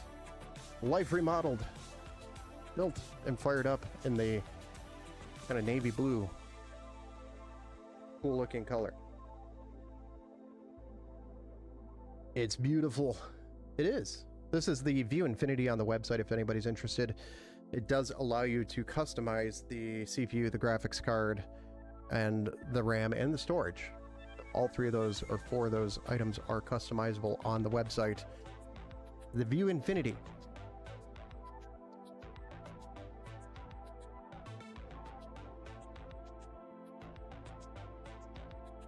And how I got its name is, the case is the View from Thermaltake, and the fans and the cooler are all Infinity, and that is the style that we're building it in. I know the cooler's upside down, but nobody's looking. You can't really tell. If anybody knows the Thermalrate logo, they would know that that's upside down. Actually, no, it's not. It's upside right. Never mind. Take that back. Maybe I've been installing them upside down this whole time.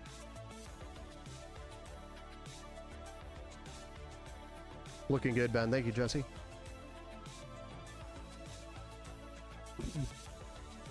So, you guys want to build another one?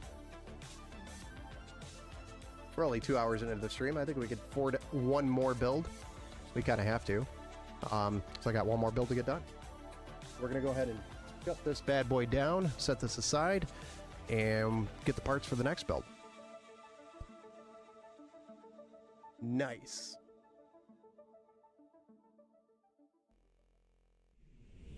Back to the top down.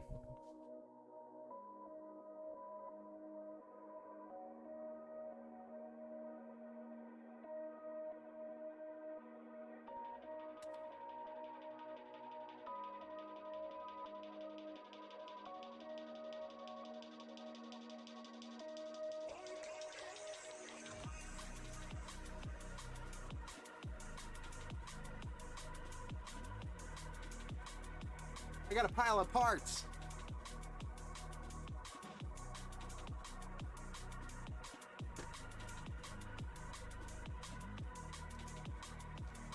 This one's a little unique because I borrowed the card test.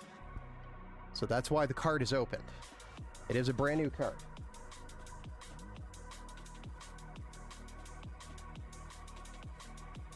This is more of your budget system.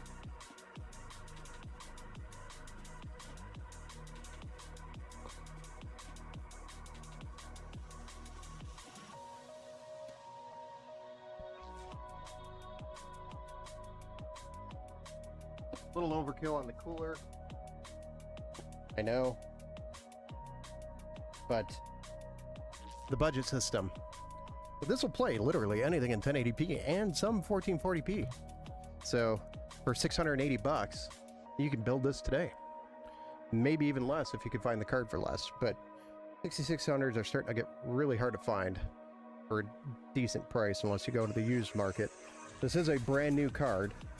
Again, I just had to pull it and use it to test because I had a customer here at some point with a RTX 5070 Ti that wouldn't display, and to prove to him that it was the graphics card, I put this in there and the system booted up just fine. It was something they built and brought to me to troubleshoot, so that was used to troubleshoot that card issue. But anyway, this is a Ryzen 5 4500 6-core 12-thread processor with a 32 gig kit of King Bank RAM.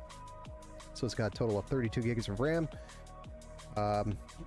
King Bank is not a brand that I generally use, but because of the prices of DDR4 skyrocketing, this was the only thing that I could come close within an arm's reach of what I used to build the system for price-wise, which was $650.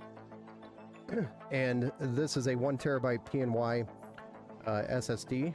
This is a Gen 3 SSD. Again, SSDs are going up in price as well, or have gone up in price, so it's hard to find a good deal. So this was on sale when I bought it, which helped the overall price as close as we can get to $650, which we came out at $680. We could have cut the liquid cooler down to an air cooler, and that would have brought us back to reality, but the idea of this build is to start out with something and be able to upgrade it a little easier. The only thing that I couldn't do is get a bigger power supply in the system, so we did end up with 500 watt 80 plus bronze, which I would have preferred a 650 watt 80 plus gold, but it'll do just fine. The B550M Pro VDH Wi-Fi Again, paired with the AGV RS Game 580 or 500 watt 80 plus bronze and an RX 6600. That's about the lowest I'll go on a power supply for the record. Won't go any lower than that. And the case is actually going to be the View 170 TG by Thermaltake. So it's a View, it's a smaller version of the case that we just built in, the 270. This is the 170, so a smaller version of that, which will be able to put the AIO at the top and have 2 fans on the side and 1 in the rear. Nice.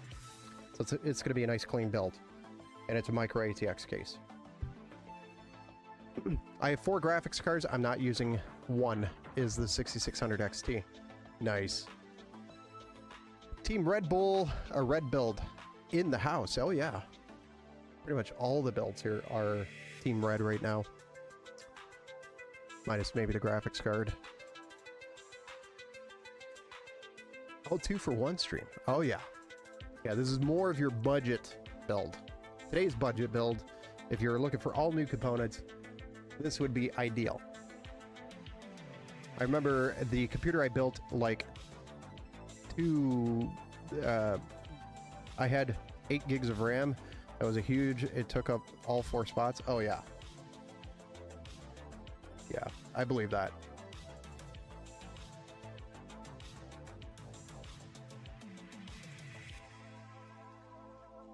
I know, I try to, even on the budget builds, 32 gigs is almost required. 16 gigabytes just isn't enough. Even if it's a budget build, I still think it's worth 2 things. I think it's worth doing.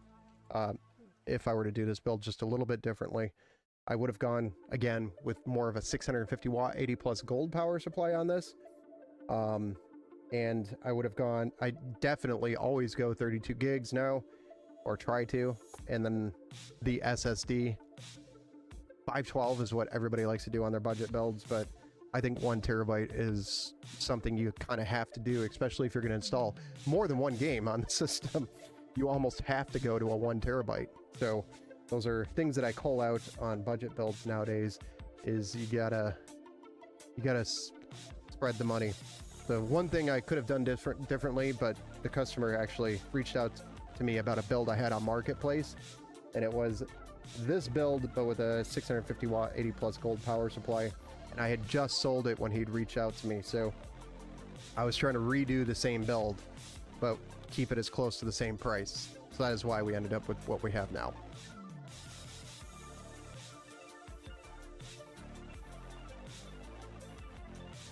Actually, with DDR4, 32 gigs is almost $80 now.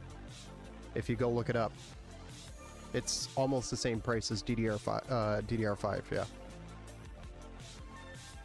Which sucks, because this is more of your budget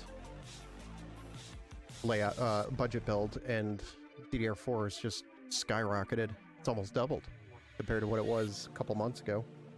So here we are. Let's get this build started, shall we? We're going to start with the motherboard,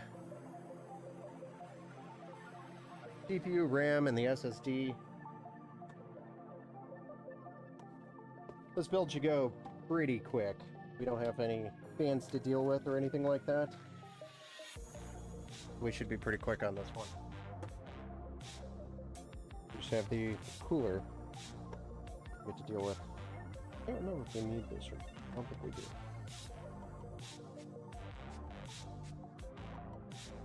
And we'll leave the card over there because micro ATX case, we don't need the full real estate.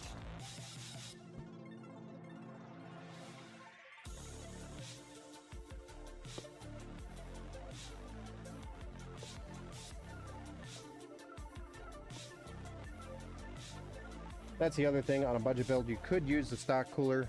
I don't use these. I don't like these.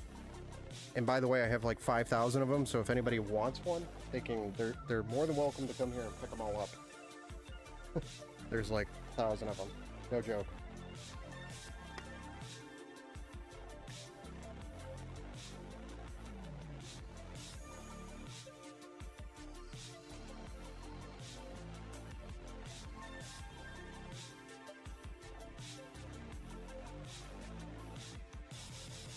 But when, you know, Thermalright has coolers for less than $20 that completely destroy the stock cooler, it almost makes no sense not to do that.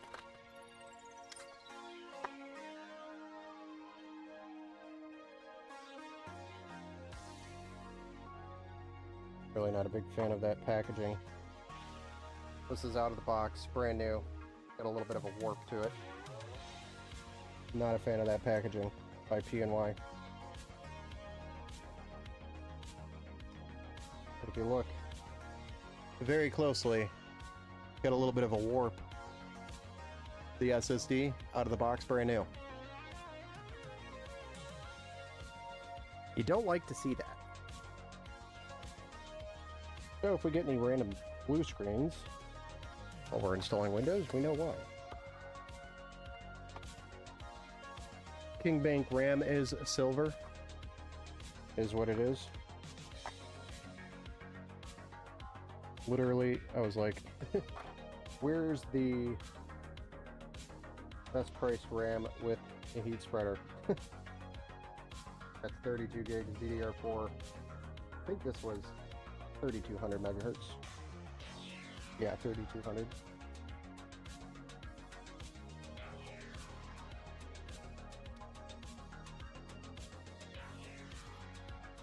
Didn't care that it was silver.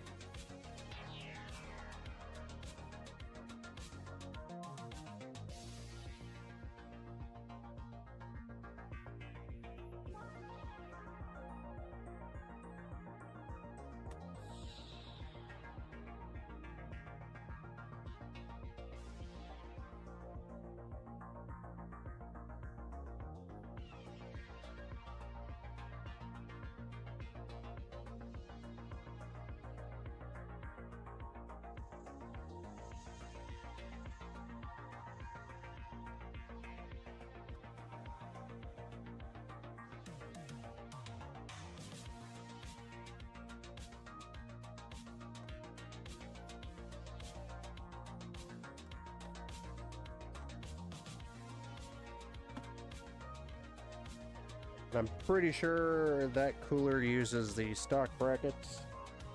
99.9% sure. So, go ahead and get the case out, move on to the next step. I wouldn't buy DDR4. I know DDR5 has bugs if you run 4 of them, but it's way faster than DDR4, not much more. But you have to be on the DDR5 platform as well, so you need, you know, for example, a Ryzen 5 7600 or something. Like Christmas morning, LOL. Yeah.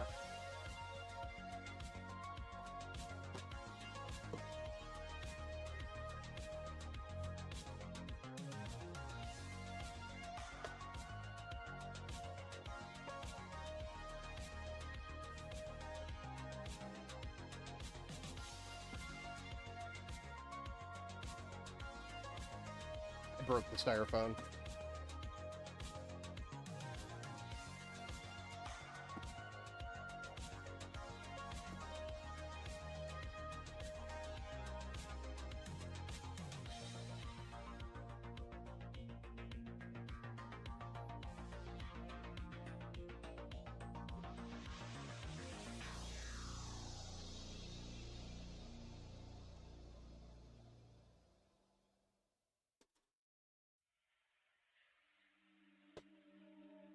There's a little bit of a bend here on the back. This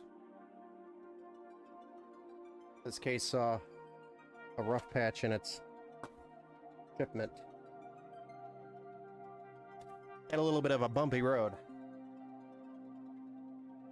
But it's not bad. Fairly noticeable.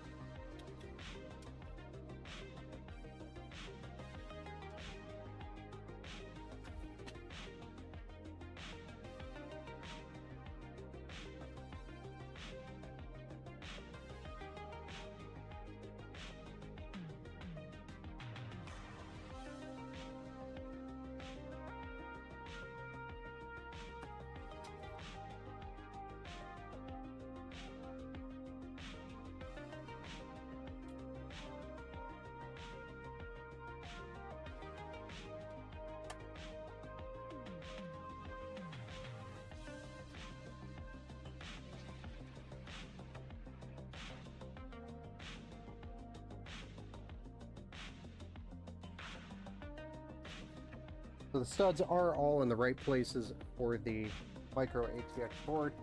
We do have to get our backplate in here.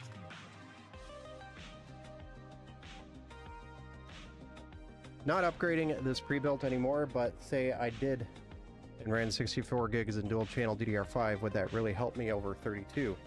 Depending on your CPU, to be honest. Because you said you're on a 12900K, so what motherboard are you on? You might have to upgrade the motherboard to get to DDR5.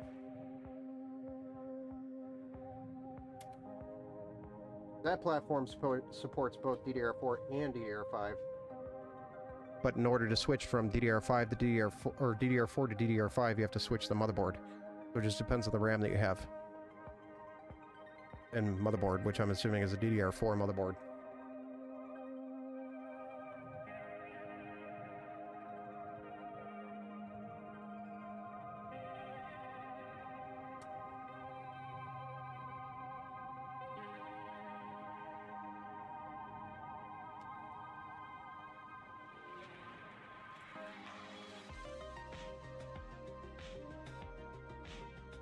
Listen to me, I sound like I know what I'm talking about.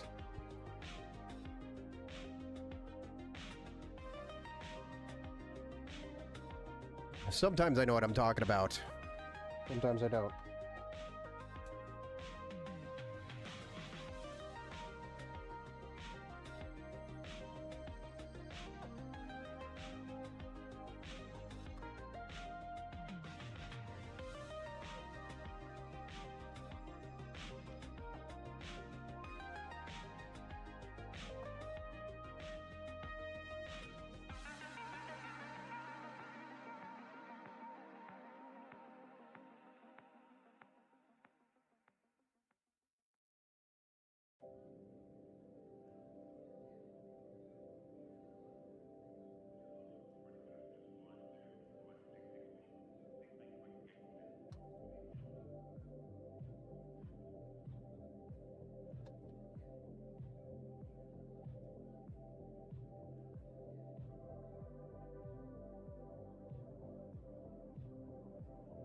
Is anybody playing fantasy football here?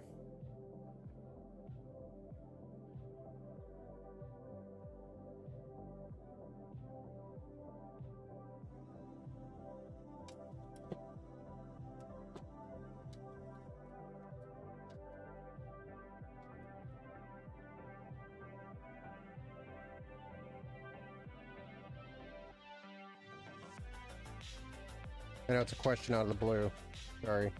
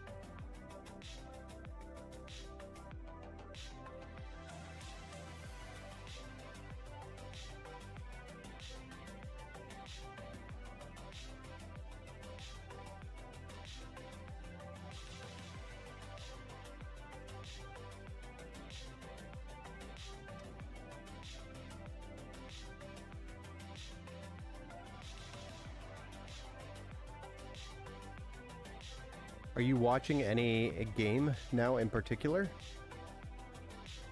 What do you mean by watching any game?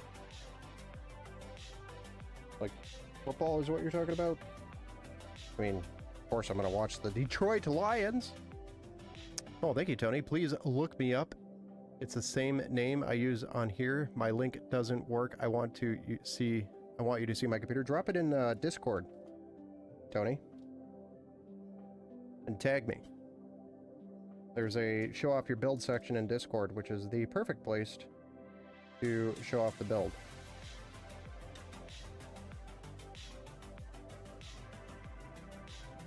Come on.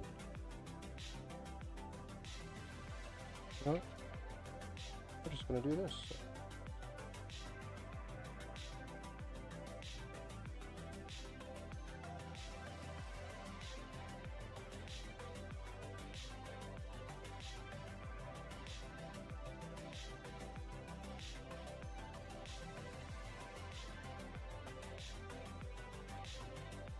Well, thank you for the super chat. Maybe if I get a second here, I'll pull it up.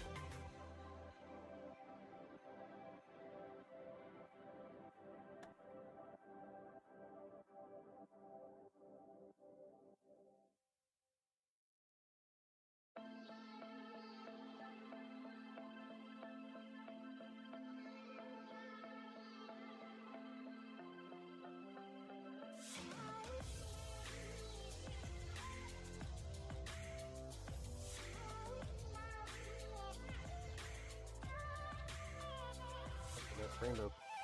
There it is. Not bad. Oh. Don't want to make a mess of this.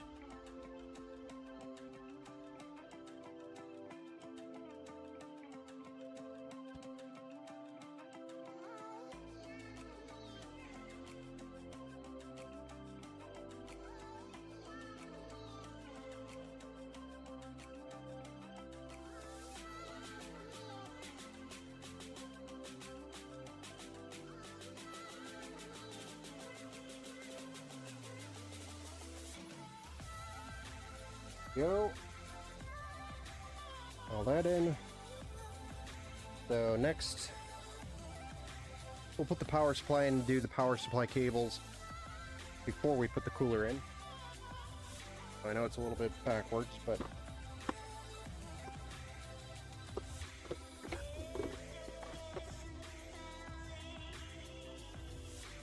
I need these cables in first.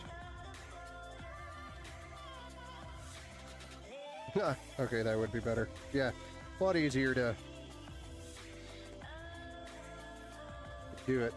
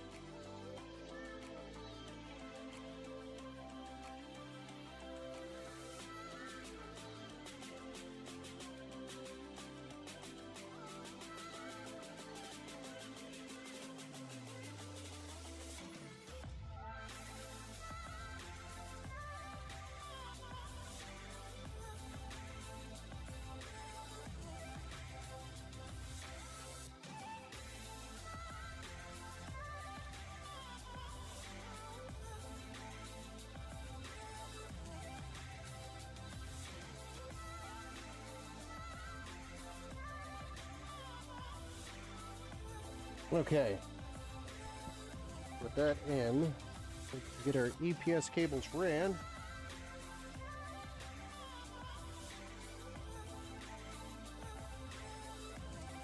Okay.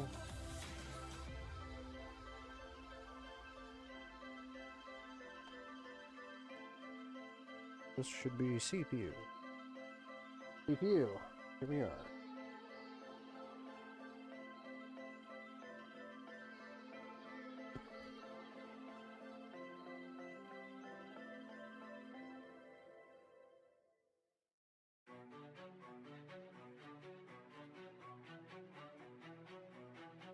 And then our 24 pin, because we have no access on the side here, it's going to be ran from the bottom because it's not long enough to come from the top. So we come up through the bottom, which I actually completely forgot about until just now. Forgot about that in this case. You have to do that, which is dumb. But doesn't end up being that bad.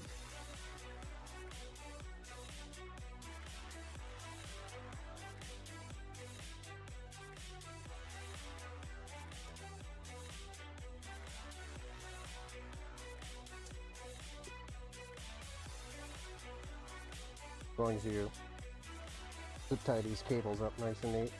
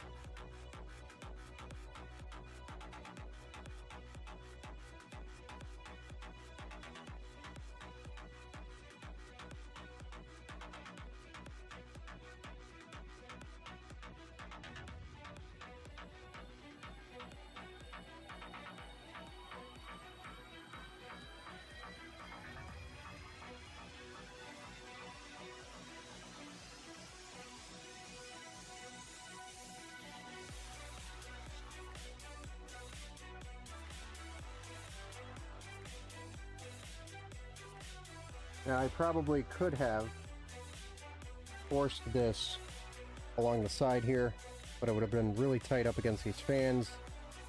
You know, if I unmounted the motherboard, ran the cable, flattened it, and pushed it back in, maybe I could have done that, but it would have been a real big pain in the butt to go back and ever replace the power supply in the future if I ever had to, or if somebody else ever had to. So I'd rather not do that.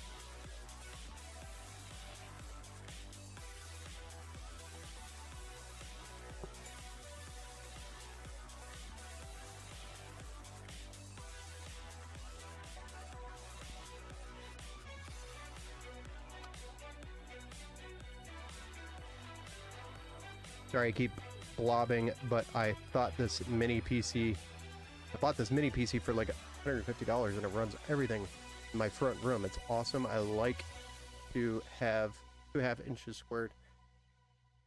3 HDMI is out. Nice. If you posted it in the Discord, I'll take a look at it. I love watching you build PCs. You never cuss. I look at my computer and I cuss. You're awesome. Well, when I build off stream, there might be cuss words used. Just save my money and you can build my stuff. That would be awesome. Yeah, I'll build. Cowboys and Eagles. No, I'm not watching any game right now, unfortunately.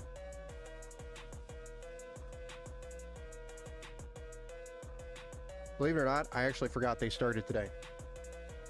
I thought for some reason it was this weekend, but of course I'm thinking of the Lions, you know? That's when the NFL season starts for me. Hey, what's up? What's going on? Or what's going in here? Hasty, we're building a PC, a budget PC for that matter. This is, I actually should have updated the name. I never did. Oops. Although, nobody reminded me.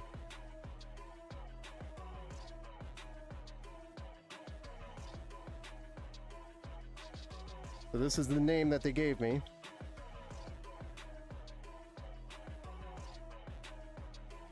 And this is build number 89.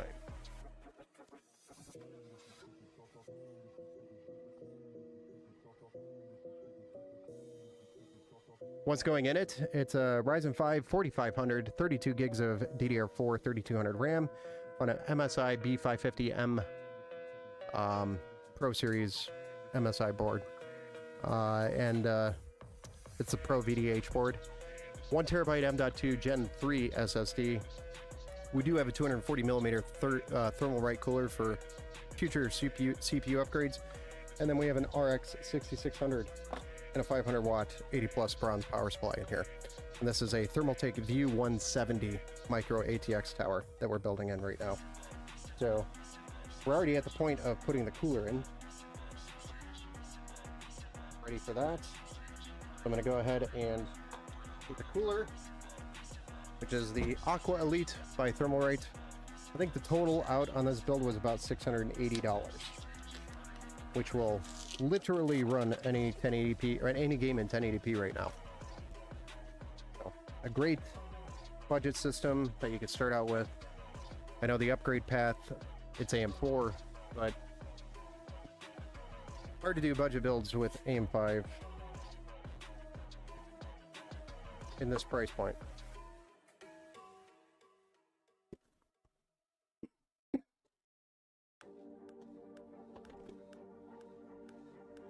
There's still plenty of life, I think, left in the AM4 socket.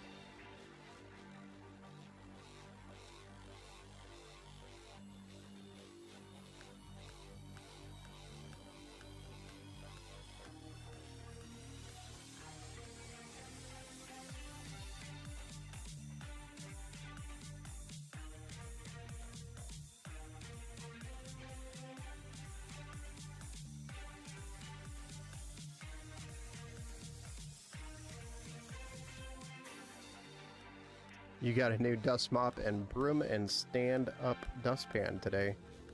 Great day. I mean, I just ordered on Amazon a bunch of stuff for getting rid of a ground nest that we have outside. My poor 12-year-old daughter was mowing the lawn and stopped the mower to empty the bag over a ground nest. She got lit up. So we had to order some powder. That's the stuff I order on Amazon that I get excited about. Like, oh yeah, I can get rid of the bees that are keeping us from mowing the lawn now.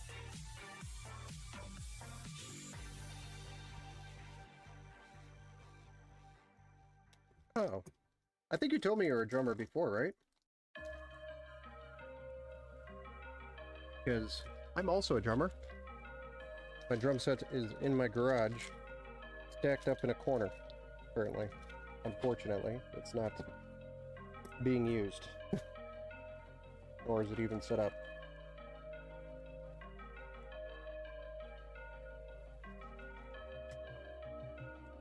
Totally would be using it in here, but and power got a little bit too big. So I'm changing the space. And I haven't played in a while. It's been a long time. It has been too long.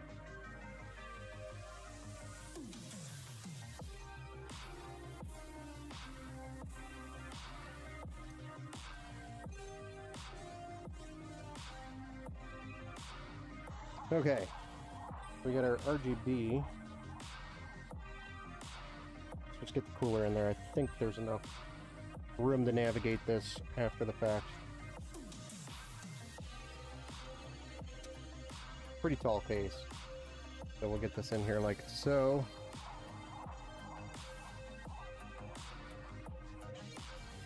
That'll work.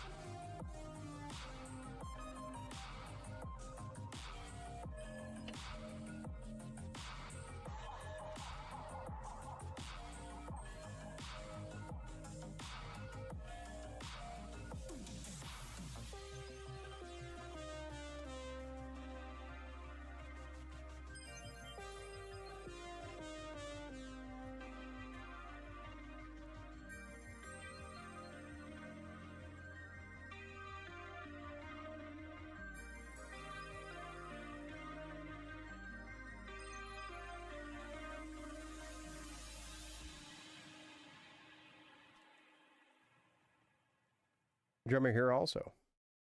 Well. We're just a group of drummers here. Phil Collins is a great drummer. Neil Peart, yeah. Neil's also a legend.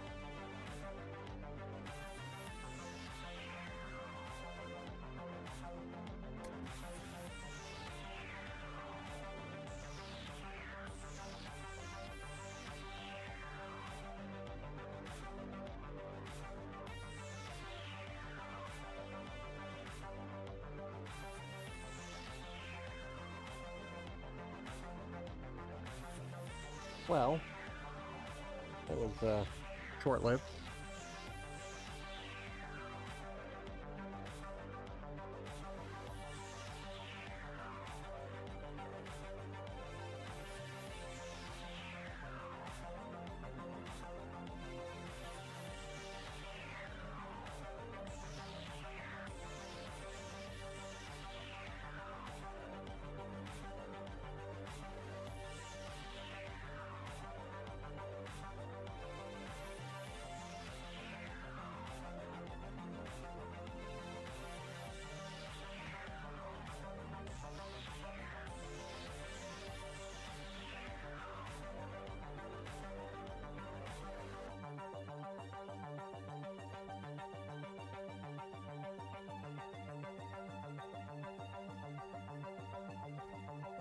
Just ignore that spread, it's terrible.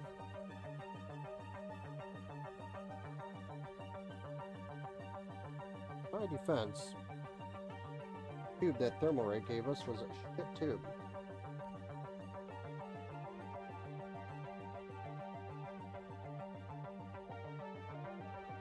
There, I cussed. I don't think the stream's frozen, is it? Yeah, Sonora, it is a double build over there on the Twitch side. Double rainbow all the way across the sky.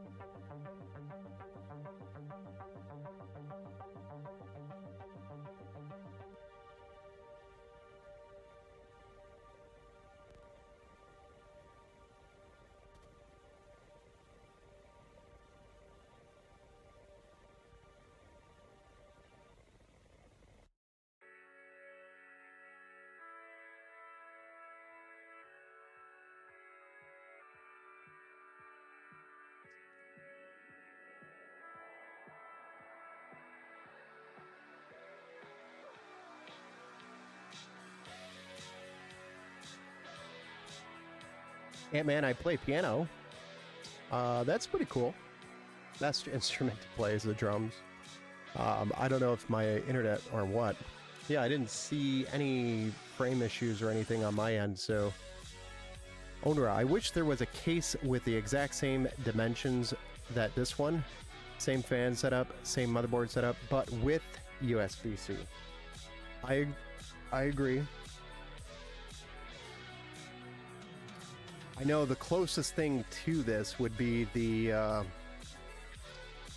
Okinawa's Aqua 3, and I think that does have USB-C on it, but it does not have the side fan intake. It only has the bottom fan intake, and it's a little bit smaller, a little bit more cramped. So, not quite the right size. Didn't they make a Aqua 5 or something that is similar to this? I can't remember. I thought they made something very similar to this, and it had USB-C. Maybe something to look at.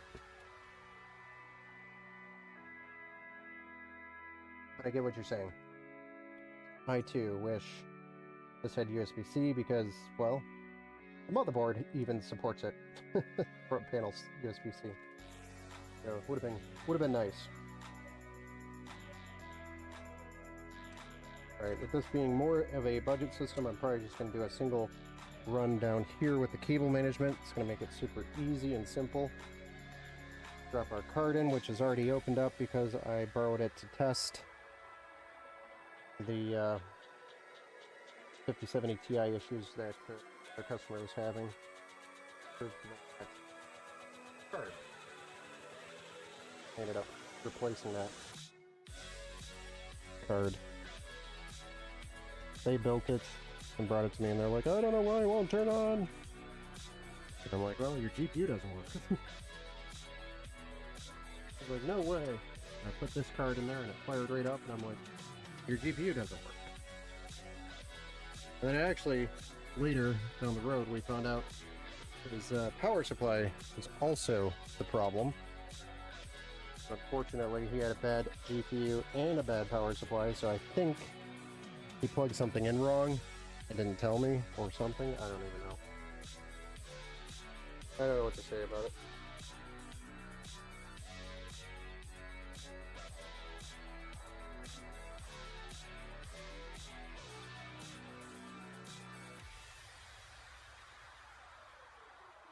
Okay.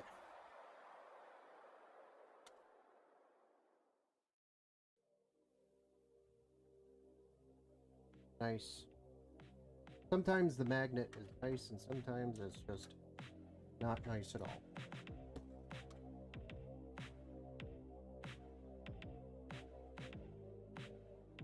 Still a great case. Yeah, it's a fun little case to build in. It has its weird quirks, but it works.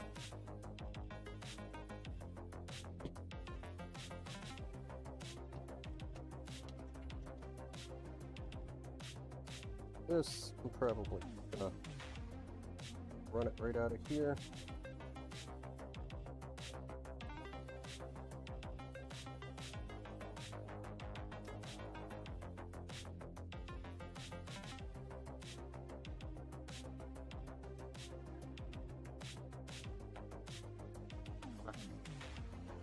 Up there.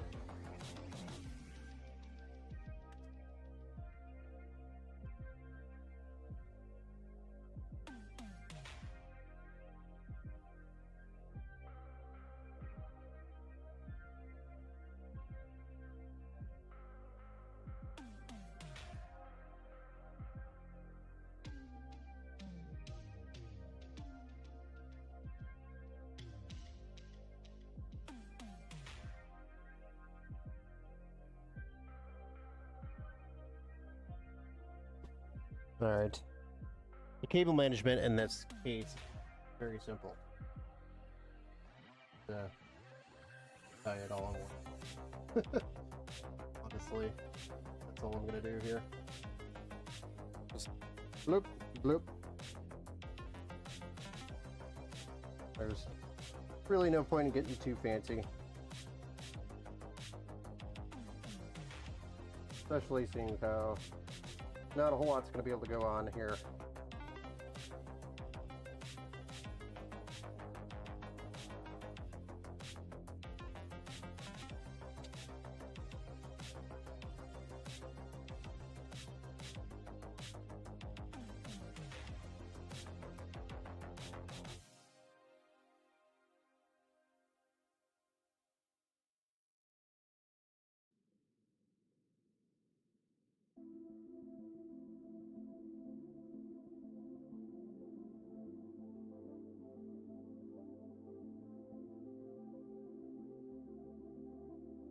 want to try to make it as neat as possible, but...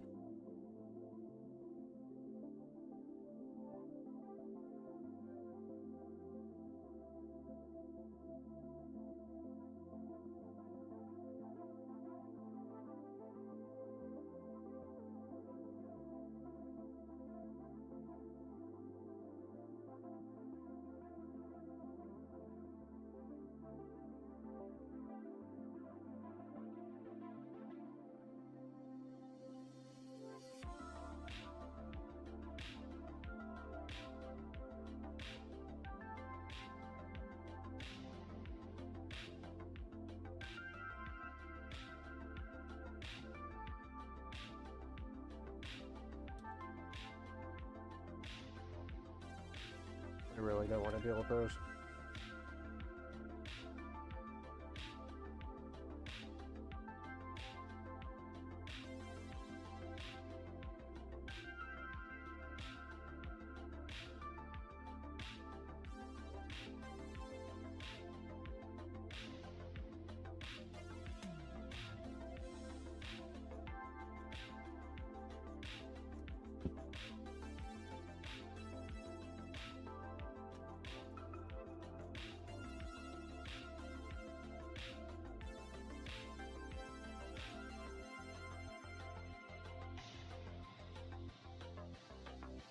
And that's it. Easy peasy lemon squeezy. What we're doing here tonight.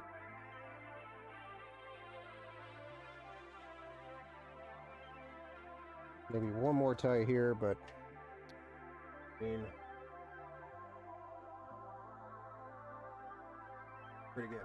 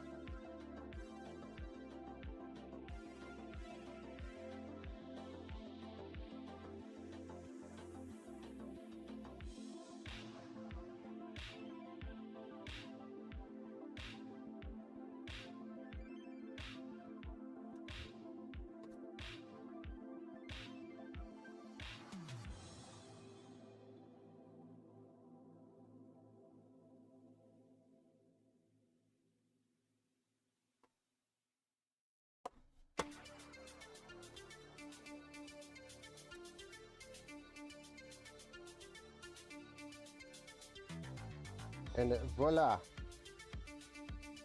The gaming PC is ready.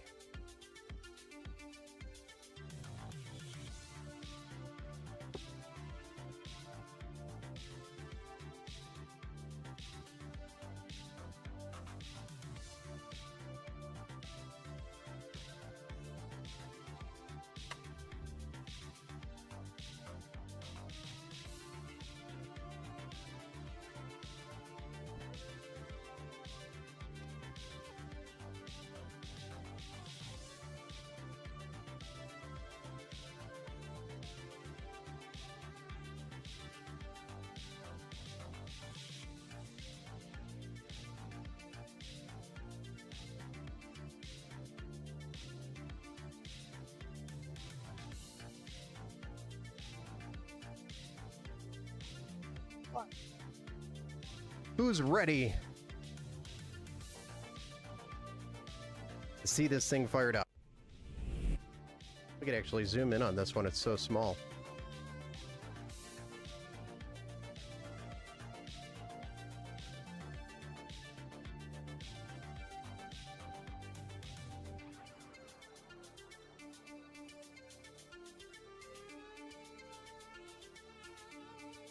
All right, who's ready to see this thing fired up for the very first time? Number 89 on the year, 2025, build number 89. Budget build. I wonder who's going to be build number 100. Looking good, thank you. All right, in 3, 2, 1, you guys ready to see this thing or what? Let's do it. 3, 2, 1, fire. Hopefully there's no fire.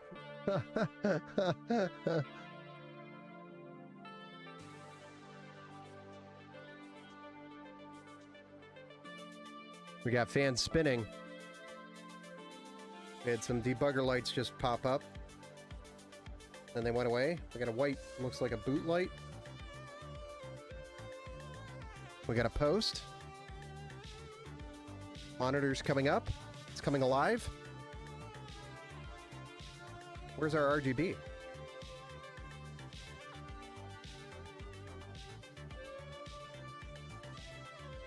Rebooted. Back to a boot light. Weird. Very weird cycle for AM4. Finally a post. Now it's going to reboot. Where's our RGB? Was ist das? Didn't we have RGB on this thing?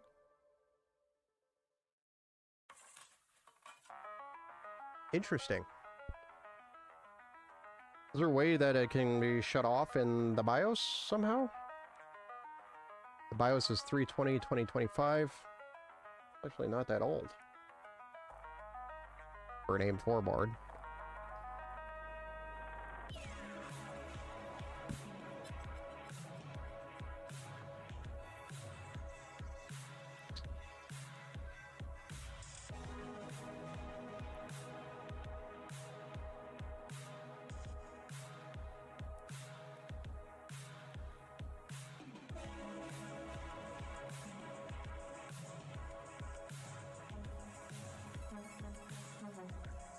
Actually have no idea where it would be inside these settings. Either that or we got something going on with the RGB stuff.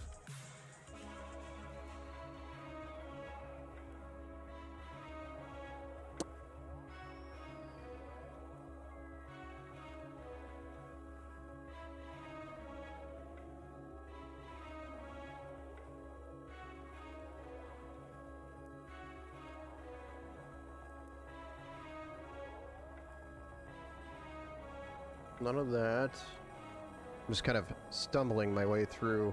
Power LED blinking. CPU over temperature alert. Okay. Advanced. None of this seems right.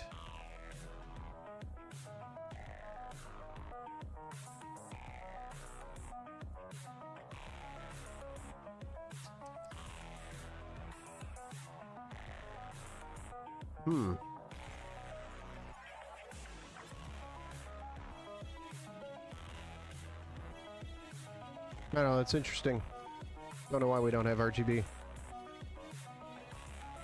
Let's cycle it. The only thing I can try to do is get the Windows and install MSI Center.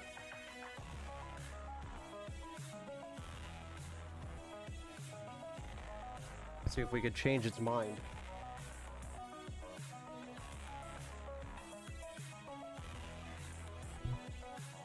But yeah, I have no idea why it doesn't have RGB on the boot. Kind of weird. Abnormal. Because most boards will fire up the RGB, right? Yeah.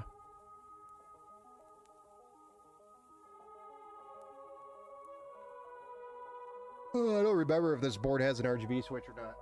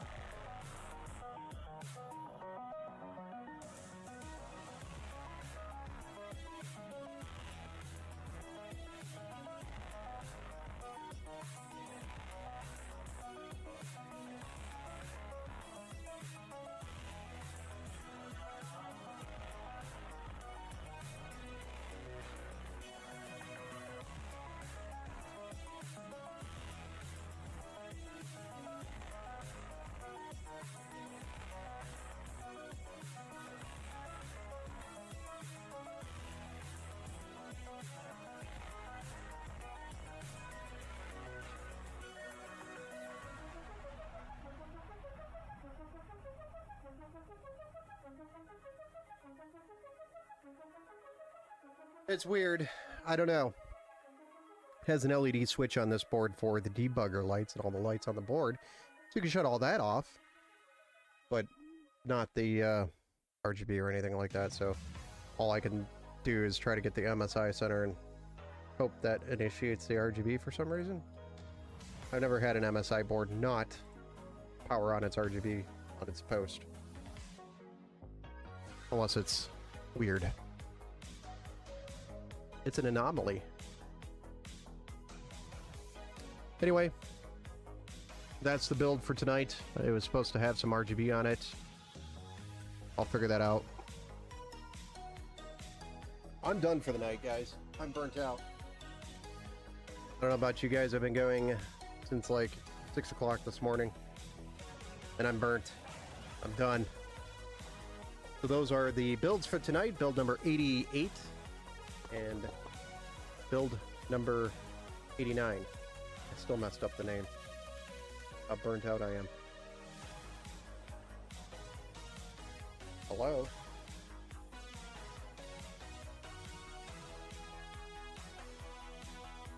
Yeah, I think my battery is dying on this as well.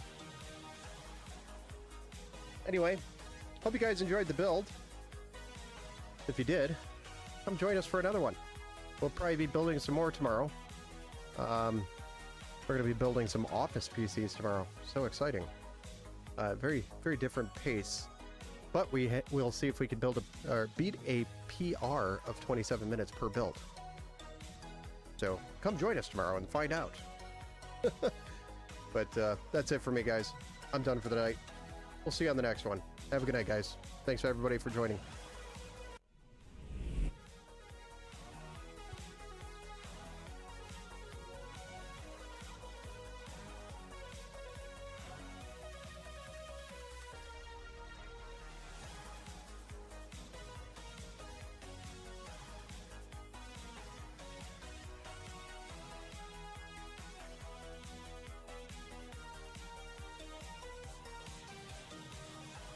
Oh yes, bright and early.